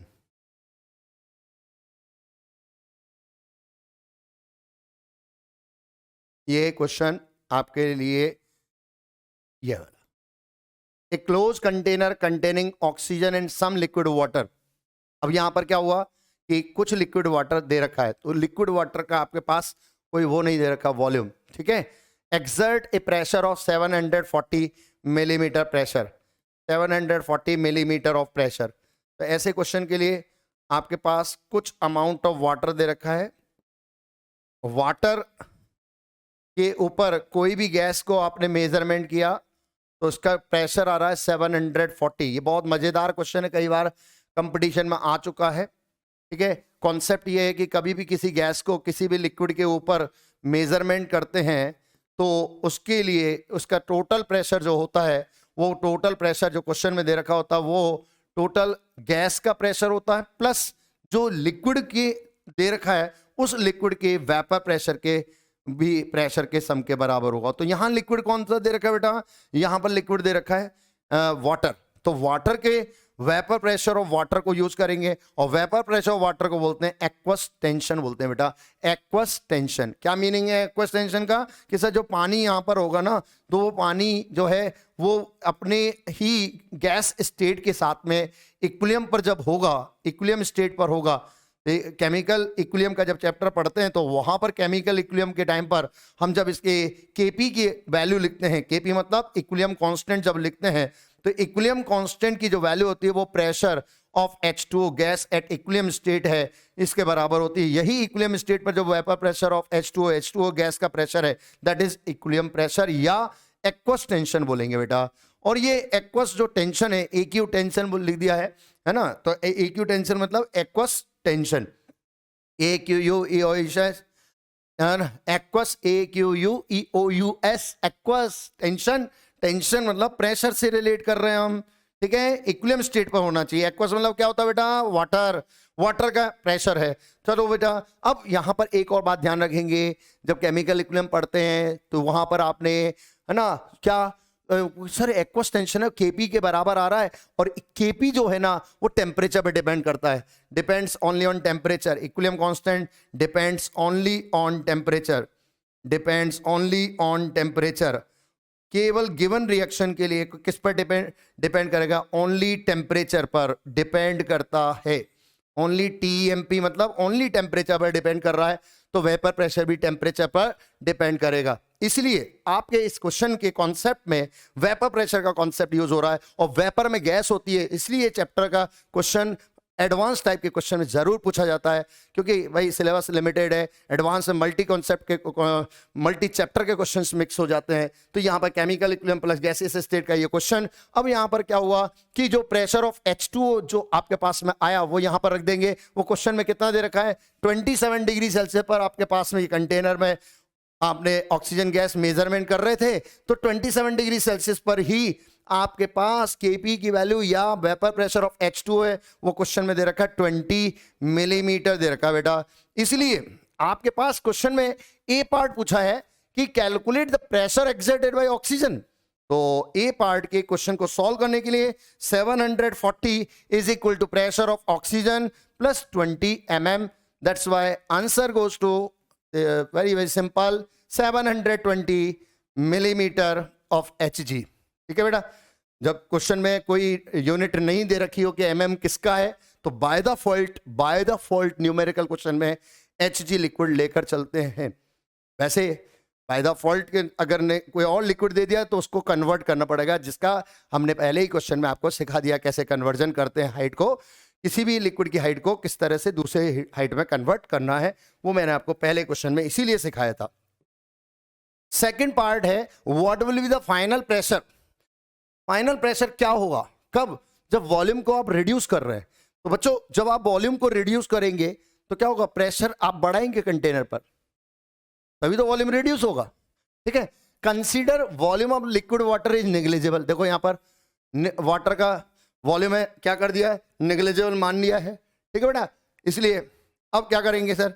अब इसके लिए अब वॉल्यूम को अगर फाइनल प्रेशर हमें पता करना है, वॉल्यूम को हाफ कर रहे हैं तो हम जानते हैं यहां टेम्परेचर में कोई चेंज नहीं किया हुआ है, तो टेम्परेचर क्या है? सेकंड केस में कांस्टेंट है। टेम्परेचर जब कांस्टेंट है और आप केवल प्रेशर को चेंज करने की बात कर रहे हो तो ऐसे क्वेश्चन में प्रेशर या तो बढ़ाते हैं क्योंकि वॉल्यूम को कम करना है, तो मोल में कोई चेंज नहीं होगा, नंबर ऑफ मोल्स कांस्टेंट। तो पीवी इक्वल टू एनआरटी का एप्लीकेशन पार्ट भी यहां पर यूज होगा इस क्वेश्चन में। पीवी इक्वल टू एनआरटी में दो फैक्टर कांस्टेंट हो गए हैं, कौन कौन से? Number of moles and temperature constant हो गया, तो प्रेशर और वॉल्यूम का प्रोडक्ट कांस्टेंट रहेगा। प्रेशर इनटू वॉल्यूम कांस्टेंट रहेगा बेटा। ठीक है। तो ये कौन सा लॉ हो गया? Vials law. वॉयल्स लॉ के अकॉर्डिंग आपने वॉल्यूम को हाफ करना है तो प्रेशर को डबल करना पड़ेगा। ठीक है। तो pressure into volume is equal to constant. ठीक है बेटा, तो वॉल्यूम को क्या करना आपको, half, volume half. So pressure must be double, नया प्रेशर कैसा होना चाहिए, डबल, तभी तो ये दोनों कांस्टेंट होंगे। ठीक है बेटा, तो pressure of the gas, new pressure of the oxygen will be double of the original pressure. Original pressure कितना था 720, इसका डबल हो जाएगा। ठीक है, तो 1440 this is the pressure of oxygen. और हमें लेकिन क्वेश्चन में सेकंड पार्ट में जो क्वेश्चन दे रखा है वो पार्ट में क्या पूछा है कि what will be the final pressure, ना कि ऑक्सीजन प्रेशर पूछा है। हमें क्या पूछा है, फाइनल प्रेशर। तो final pressure this is equal to pressure of oxygen at new condition. और एक्वस टेंशन का प्रेशर, एक्वस टेंशन का प्रेशर केवल टेम्परेचर पर डिपेंड कर रहा है और टेम्परेचर कांस्टेंट, इसलिए इसकी वैल्यू में कोई चेंज नहीं होगा। तो 1440 में 20 mm हम ऐड करेंगे तो 1460 कैलकुलेशन से आपके पास आंसर आ जाएगा। ठीक है बेटा, चलिए ये बात आपको सबको समझ में आ गई। यहाँ कॉन्सेप्ट क्या है, एक्वस टेंशन है वो टेम्परेचर से टेम्परेचर पर डिपेंड करेगा, टेम्परेचर कोई क्वेश्चन में चेंज नहीं कर रखा, इसलिए वो कांस्टेंट रहेगा। ठीक है बेटा, अब आगे बात कहानी आती है सी पार्ट। सी पार्ट क्या कहना चाह रहे हैं भाई, सी पार्ट है what will be the final pressure if volume is double. अच्छा, अब वॉल्यूम को डबल कर रहे हैं भाई, वॉल्यूम को कैसे डबल करोगे, वॉल्यूम को डबल करने के लिए कह रहे हैं तो सर इसका मतलब पिस्टन पर जो प्रेशर है, कंटेनर पर जो प्रेशर है उसको कम कर रहे हैं, तो पिस्टन कहाँ जाएगा, ऊपर। पिस्टन ऊपर जाने से वॉल्यूम बढ़ जाएगा। इट मींस अब यहां पर भी पीवी की वैल्यू कांस्टेंट होगी, तो P into V, P1 V1 initial pressure volume is equal to final pressure volume, यानी वॉइल लो अभी भी लगाना है तो आपके पास वॉल्यूम को क्या कर रहे हैं, डबल कर रहे हैं। V2 की वैल्यू क्या है बेटा, V2 को आप डबल कर रहे हैं 2 टाइम्स ऑफ V1, तो भाई P2 की वैल्यू क्या होगी, P2 मतलब फाइनल प्रेशर क्या होगा वो कैलकुलेट करना है। तो P1 V1 अपॉन क्या हो जाएगा बेटा, या 2 टाइम्स ऑफ V1, तो P1/2 हो जाएगा बेटा। तो कितना था P1, P1 मतलब इनिशियल प्रेशर वो 720 था, उसमें 2 का डिवाइड किया 360 हो गया बेटा। ये लो भाई क्वेश्चन, बहुत आसान सा क्वेश्चन है ना, लेकिन क्वेश्चन की लैंग्वेज में क्या मिक्स कर दिया है कि एक्वस टेंशन का क्वेश्चन यहाँ पर ऐड कर दिया है। ठीक है, तो मल्टी कॉन्सेप्ट, इस एडवांस के क्वेश्चन में मल्टी कॉन्सेप्ट ऐड कर दिया। तो फाइनल प्रेशर इस थर्ड कंडीशन के केस में final pressure this is equal to pressure of oxygen at new condition plus aqueous pressure, this is equal to pressure oxygen का pressure कितना था बेटा 360, इसमें 20 mm को ऐड कर दिया 380 mm of Hg, this is the final answer. ठीक है बेटा, Hg में बाय डिफॉल्ट लेके चल रहा हूं इसलिए मैं लिखता जा रहा हूं। ठीक है बेटा, अब मैं बोर्ड के सामने से हट गया हूं, इसे ध्यान से रीड कर लीजिए क्योंकि जब मैं लिख रहा था शायद आपको बोर्ड ना दिख रहा हो, इसलिए मैं हट गया हूं। चलिए अगले क्वेश्चन की तरफ चलते हैं। अगला क्वेश्चन ये, ए balloon containing 1 mole of air at 1 atmosphere initially is filled further with air। आपके पास बैलून है 1 mole एयर है at 1 atmosphere है ना, initially is filled further with air till pressure increases to 4 atmosphere। हमने फिर बाद में और एयर भरी है जब तक कि इंक्रीजेज टू मतलब फाइनल प्रेशर 4 atmosphere हो जाए, तब तक हमने इसको भर दिया है, क्या गैस को भर दिया है इतना कंटेनर के अंदर, बैलून के अंदर। The initial diameter of the balloon is 1 metre, initial diameter आपको दे रखा है ना बेटा, and the pressure at each stage is proportional to diameter, pressure at each stage. तो बच्चों ईच स्टेज पर प्रेशर के बारे में बात कर रहे हैं, ठीक है। तो प्रेशर एट ईच स्टेज आपको बोल दिया गया है डायमीटर के डायरेक्टली प्रोपोर्शनल है, तो P proportional to D, proportional sign को हटा दें तो P equal to constant into D। Initially pressure 1 atmosphere है और डायमीटर भी बच्चों कितना है आपके पास, इनिशियली 1 मीटर है। सो K की वैल्यू क्या हो जाएगी बेटा, 1 हो जाएगी, प्रोपोर्शनलिटी कांस्टेंट की वैल्यू आ गई 1 atmosphere पर मीटर। ठीक है, ये हमें पता चल गया। अच्छा K की वैल्यू आ गई, आगे क्या बोलेगा, how many moles of air added to change the pressure. तो आपने कितने मोल और ऐड किए, एडेड टू बोला है, कितने मोल और ऐड किए, तो उसके लिए आपके पास कंटेनर के अंदर कंटेनर टाइप के क्वेश्चंस को सॉल्व करने के लिए गैस जब भर रहे हो तो गैस में कोई नाम नहीं बोल रखा है तो वो कैसी गैस होगी, आइडियल गैस बोलते हैं, उसे ध्यान रखेंगे। तो पीवी इक्वल टू एनआरटी का एप्लीकेशन लगाना है। पीवी इक्वल टू एनआरटी के अकॉर्डिंग पी किसके बराबर है, के इंटू डी के बराबर है। और वॉल्यूम कितना है, वॉल्यूम क्या है सर, बैलून का 4/3 pi R cube spherical volume होगा। ठीक है, स्फेरिकल वॉल्यूम मान के चलना बेटा, अगर है ना, तो 3D में जब बैलून की बात कर रहे हैं वो कैसा बनेगा, स्फेयर। तो स्फेरिकल वॉल्यूम के according 4/3 pi R cube, R मतलब डायमीटर के रिस्पेक्ट में d/2 लिखेंगे, होल पावर 2।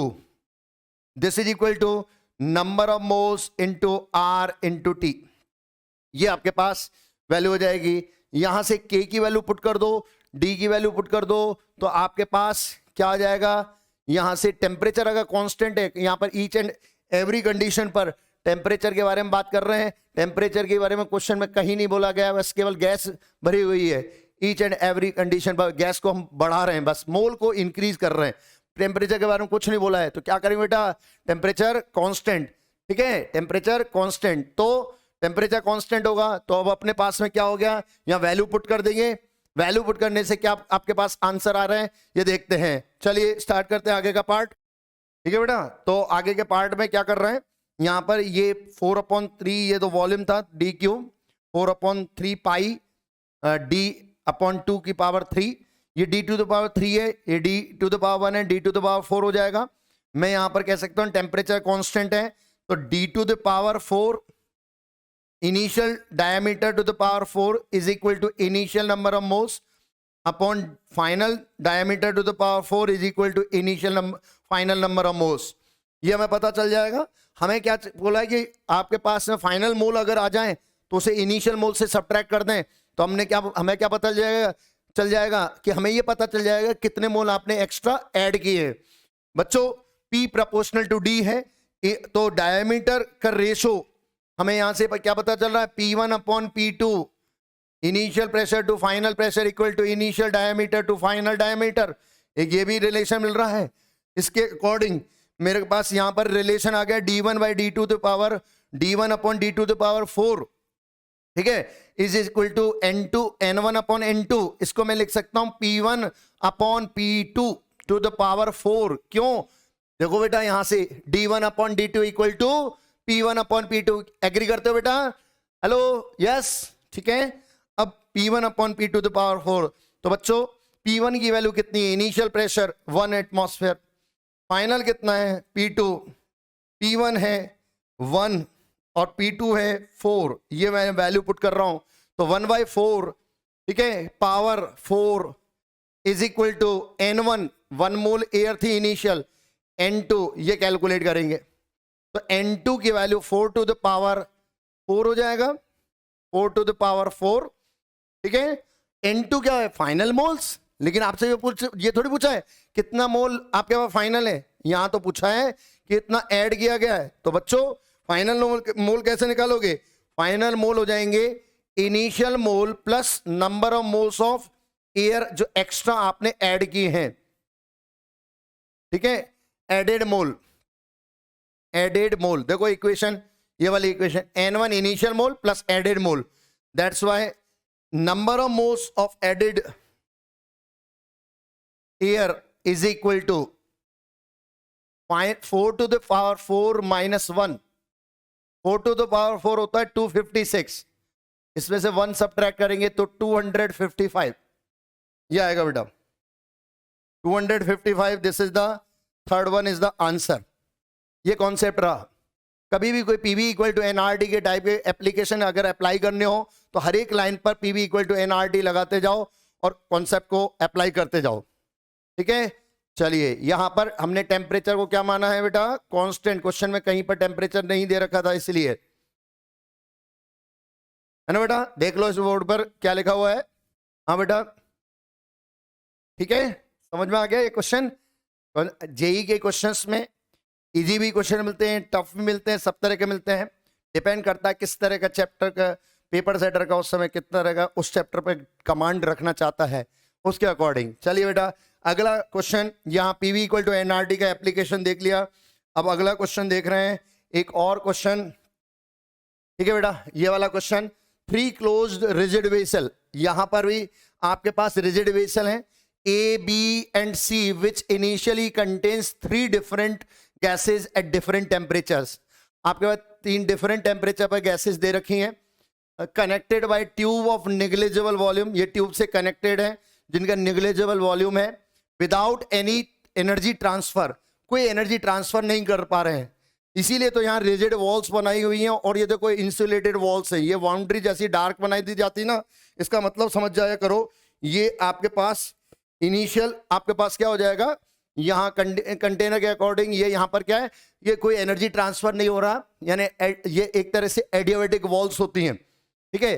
तो बच्चों मैं आज जो क्वेश्चन आपको करवाए हैं अभी, वो मैंने आपको बताया गैस स्टेट का दूसरे चैप्टर से कैसे कैसे कनेक्शन होता है ये भी बताया, और सेम चैप्टर में भी कनेक्शन बता रहा हूं, ठीक है। यानी कि आपके पास यहाँ केमिकल इक्विलिब्रियम के क्वेश्चन भी मिक्स हो रहे हैं, यहाँ एक रिएक्शन बेसिस का क्वेश्चन भी आया, और ये थर्मोडायनेमिक्स में गैस का क्वेश्चन मिक्स होता है, जो मैंने आज की स्टार्टिंग में भी बोला था, गैस के क्वेश्चन का कुछ पार्ट थर्मोडायनेमिक्स से भी रिलेट होता है। तो यहाँ थर्मोडायनेमिक्स वाला पार्ट आ गया कि नेग्लिजिबल वॉल्यूम है और कोई एनर्जी ट्रांसफर नहीं हो रहा विद द सराउंडिंग, यानी कि बाहर कोई हीट नहीं जा रही, कोई एनर्जी ट्रांसफर नहीं हो रहा, क्योंकि रिजिड वेसल है, वॉल्स रिजिड है, तो वॉल्यूम कांस्टेंट, तो वर्क क्या होगा, 0, और हीट का भी ट्रांसफर नहीं हो रहा क्योंकि एडियाबैटिक वॉल्स है, लिखा नहीं है लेकिन यहां बोला है एनर्जी ट्रांसफर नहीं हो रहा। The vessel A contain 2 mole of neon, यहां 2 मोल है बेटा नियॉन के, है ना, 300 केल्विन पर। B contains 2 moles of SO2, 2 moles of SO2, temperature कितना है 400 kelvin. And vessel C contains कितना है बेटा 3 moles of CO2, 3 moles of CO2 and 500 kelvin, ठीक है बेटा, ये आपका डेटा दे रखा है। What is the final pressure, final pressure क्या होगा, attained by the gases when all the valves of connecting 3 vessels are opened.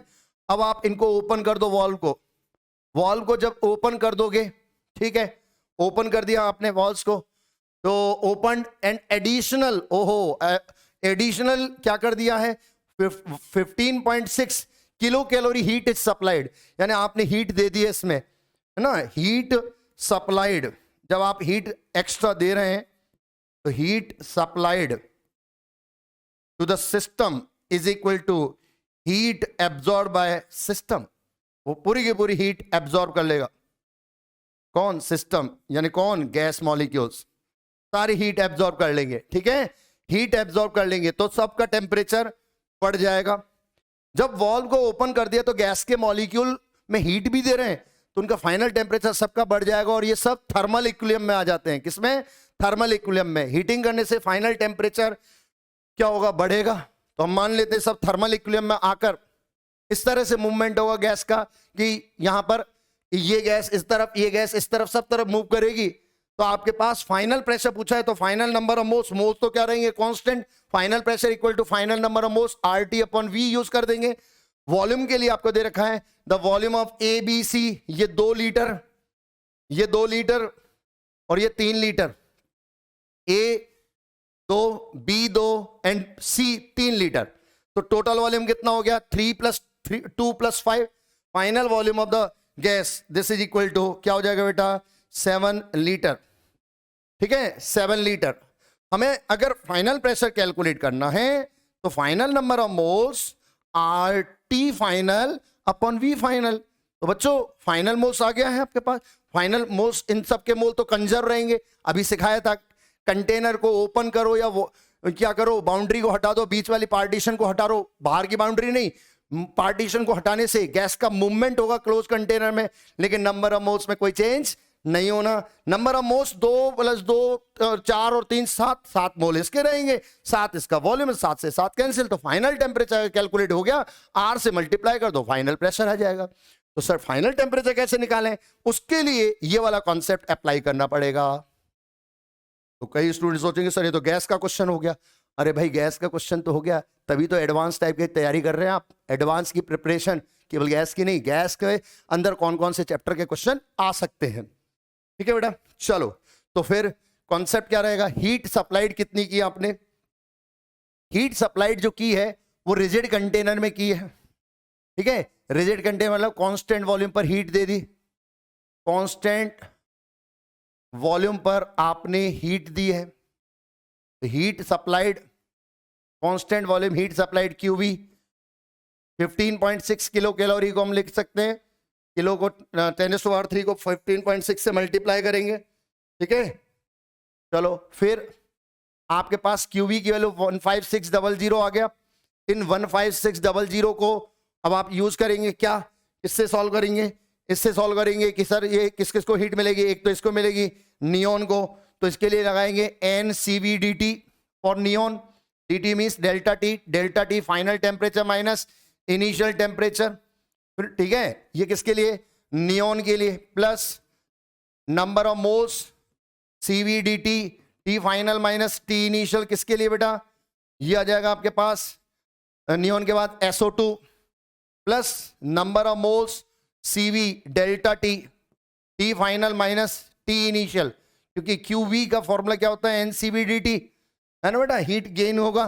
तो यहां SCO2 के लिए, CO2 के लिए इन सब के मोल को क्या करें बेटा, 15600 is equal to number of moles 2 mole है ना, नियोन के 2 मोल है, टेम्परेचर इनिशियल 300 है, तो NCV, CV की वैल्यू कितनी बेटा क्वेश्चन में दे रखी है, CV of neon 3/2R, 3/2R into final temperature T final, सबका थर्मल इक्विलिब्रियम बना रहेगा, तो फाइनल टेम्परेचर सबका क्या होगा कांस्टेंट, माइनस 300 इसका इनिशियल टेम्परेचर था, plus number of moles of ये आपके पास SO2 कितना है, 2 मोल है, और 400 kelvin initial temperature 2 mole into, हाँ भाई यहाँ SO2 के 3R है बेटा, CV की value 3R into T final minus इसका temperature 400 plus number of moles of CO2 कितने मोल है, 3 मोल और 500 केल्विन, 3 मोल इंटू 500 केल्विन। अच्छा इसका जो आपके पास CO2 का कितना दे रखा है, 5/2R दे रखा है, CV value 5/2R into T final minus इसका टेम्परेचर 500 था ना बेटा इनिशियल 500, तो 500 से टेम्परेचर, ये फाइनल टेम्परेचर हम इस इक्वेशन से कैलकुलेट कर लेंगे। R की वैल्यू बेटा यहां पर सब्सटीट्यूट करेंगे 2 कैलोरी, ऐसे 1.987 होता है कैलोरी पर केल्विन पर मोल या कैलोरी पर डिग्री सेल्सियस पर मोल, ठीक है, ये होगा, इससे आप फाइनल टेम्परेचर कैलकुलेट करेंगे, ठीक है बेटा। यहां पर जो बोर्ड पर लिखा है उसे समझ जाएं, heat absorbed at constant volume, जितने हीट गेन करेगा वो सराउंडिंग में नहीं जाएगा, क्यों नहीं जाएगा, क्योंकि कोई एनर्जी ट्रांसफर नहीं हो रहा है, रिजिड वेसल है और एडियाबेटिक वॉल्स बना रखी है, जितनी हीट आ गई उसके अंदर उसके अकॉर्डिंग फाइनल टेम्परेचर से जब सॉल्व करेंगे तो 900 केल्विन आ जाएगा बेटा, 900 केल्विन आएगा, इससे final temperature final pressure is equal to final number of moles RT final upon P final आएगा बेटा, ठीक है।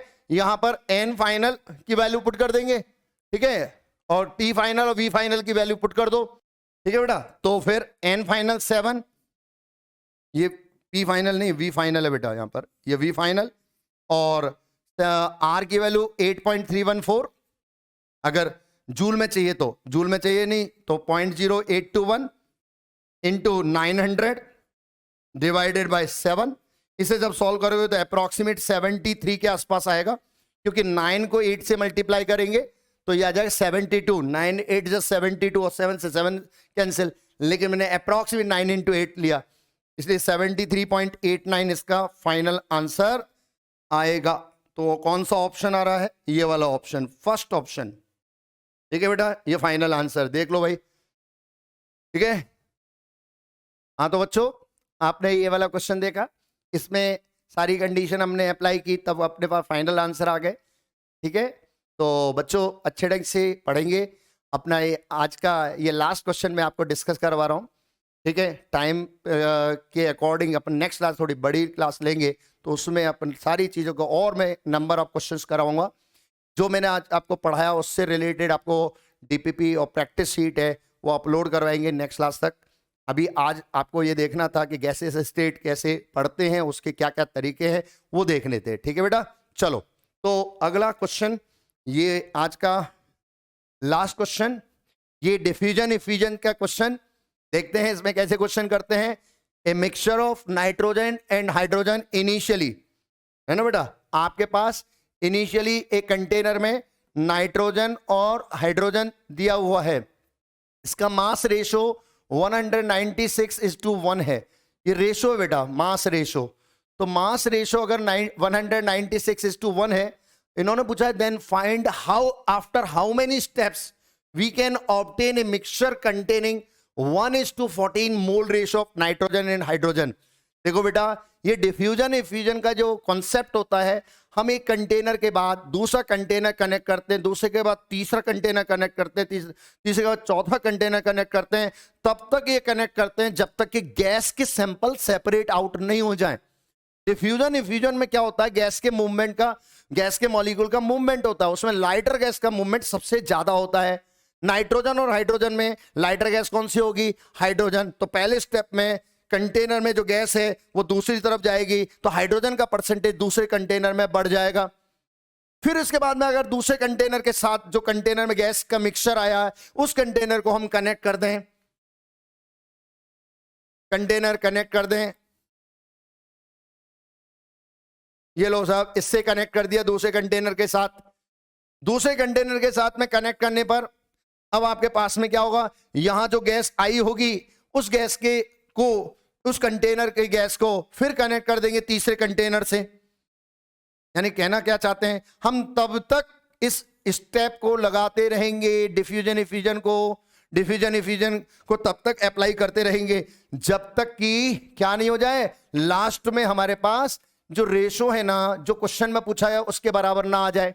तब तक हम इफ्यूजन स्टेप्स लगाते जाते हैं और लास्ट कंटेनर एक ऐसा आएगा जब आपके पास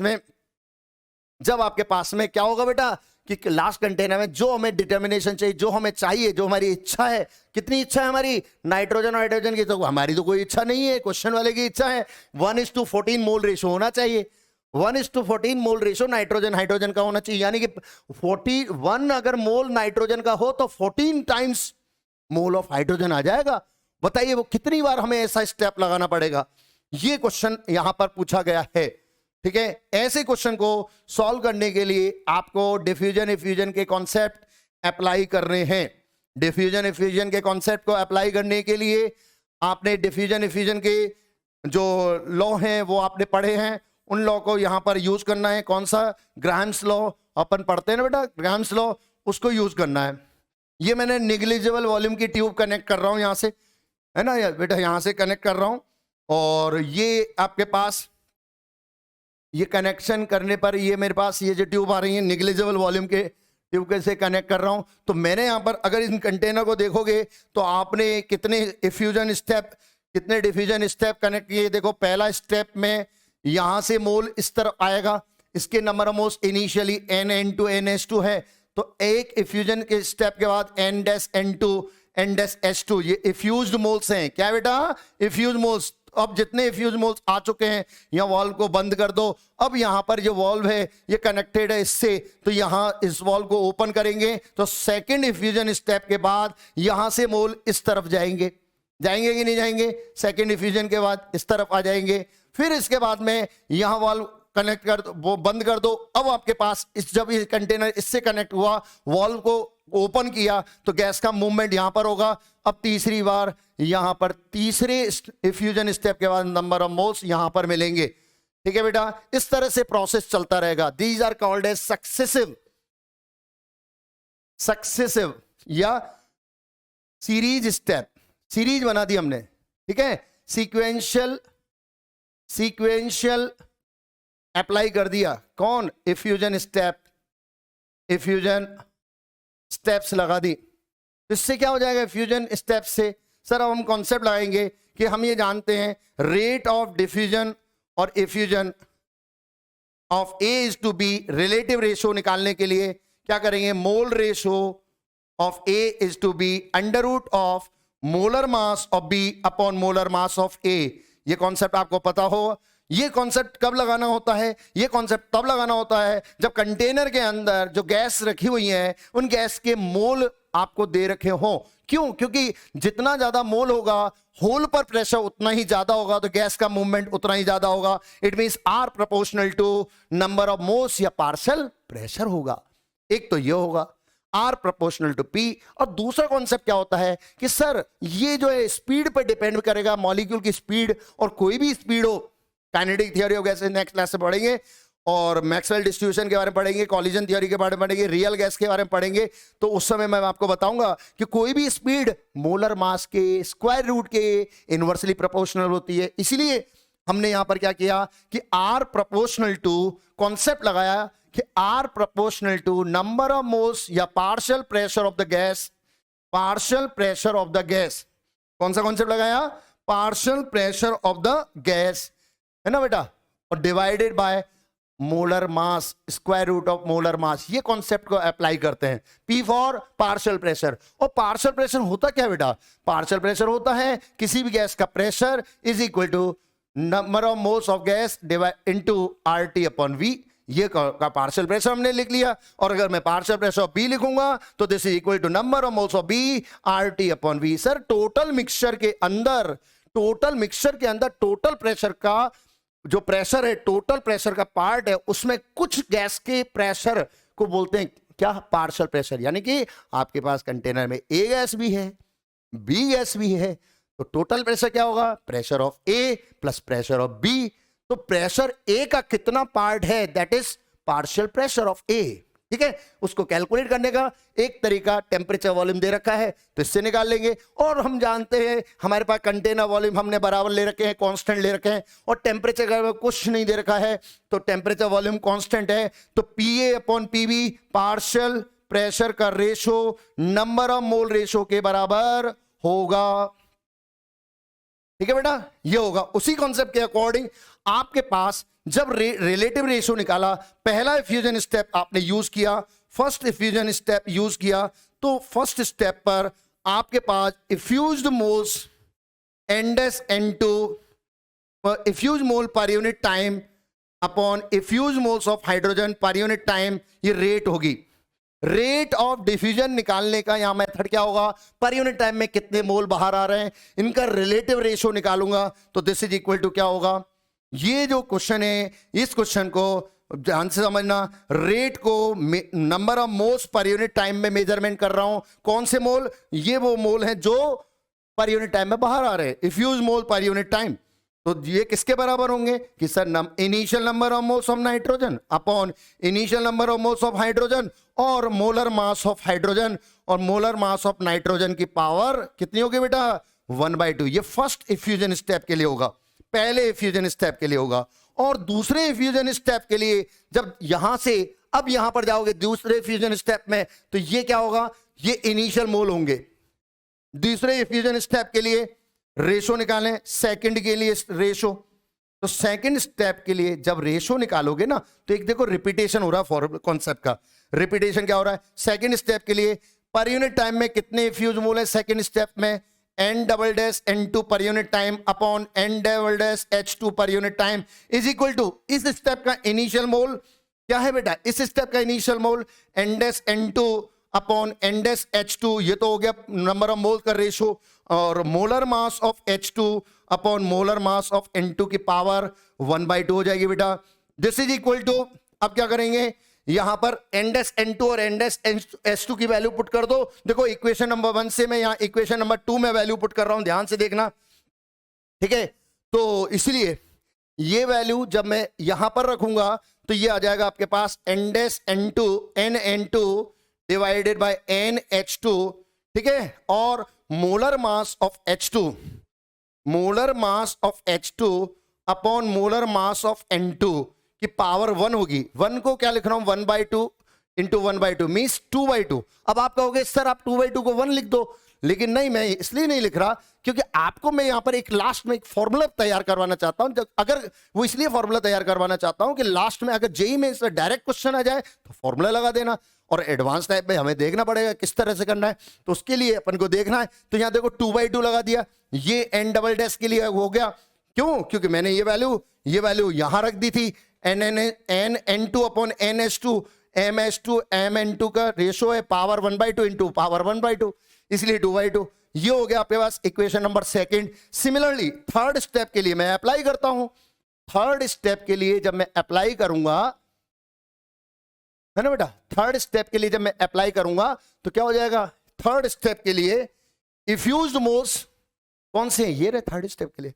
इफ्यूज्ड मोल पर यूनिट टाइम का ratio N triple dash N2 N triple dash H2 is equal to, इस थर्ड स्टेप के लिए इनिशियल मोल क्या है? N dash N double dash N double dash N double dash N2 upon N double dash H2 is equal to, ये आपके पास ये is equal to नहीं, इंटू MH2 अपॉन MN2 टू द पावर 1/2। ये आ गया।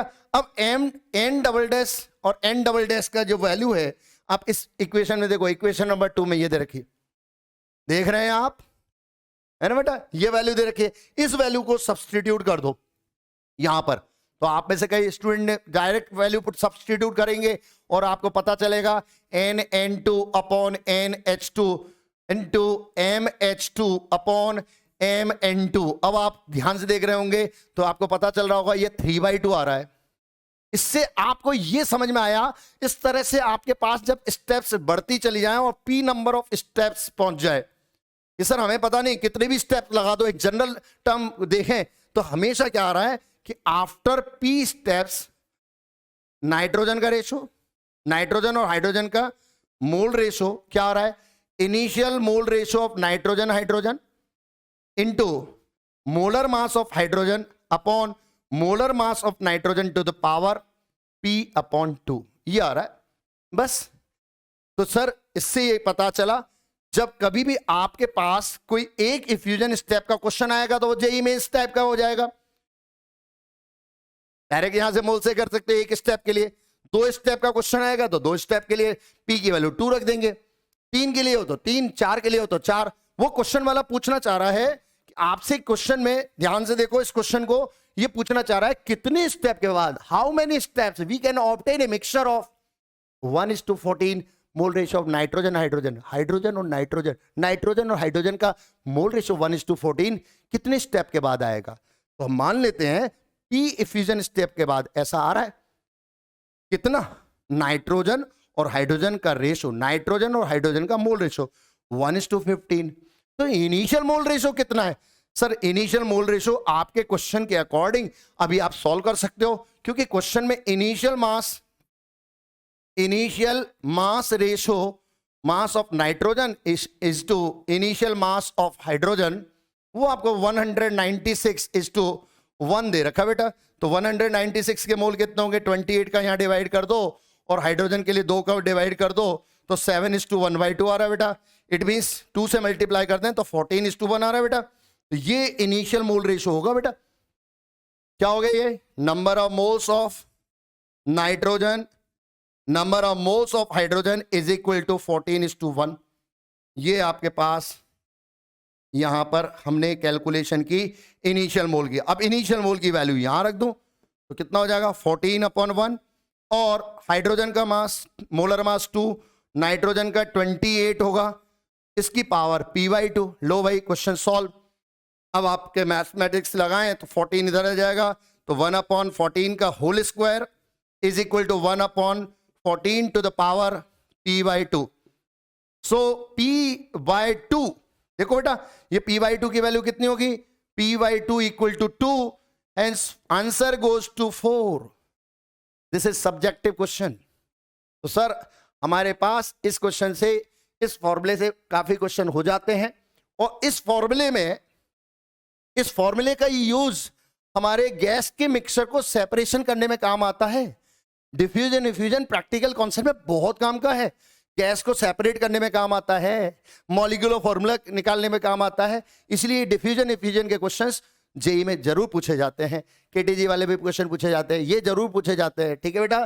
तो इसी तरह से आपके पास जो ये आया ना बेटा, एन किसी गैस ए का और एन दूसरी गैस का, आफ्टर पी फ्यूजन बाद रेशो इसको इनिशियल मोल रेशो से कंपेयर करते हैं, तो this ratio is called as, इसको कैलकुलेट करने के लिए क्या करोगे, molar mass of B upon molar mass of A to the power p/2। ये आपके पास रिजल्ट आपके पास जो आता है, that ratio is called as, this ratio is called as number, and this number is called as enrichment factor. क्या बोलते हैं बेटा,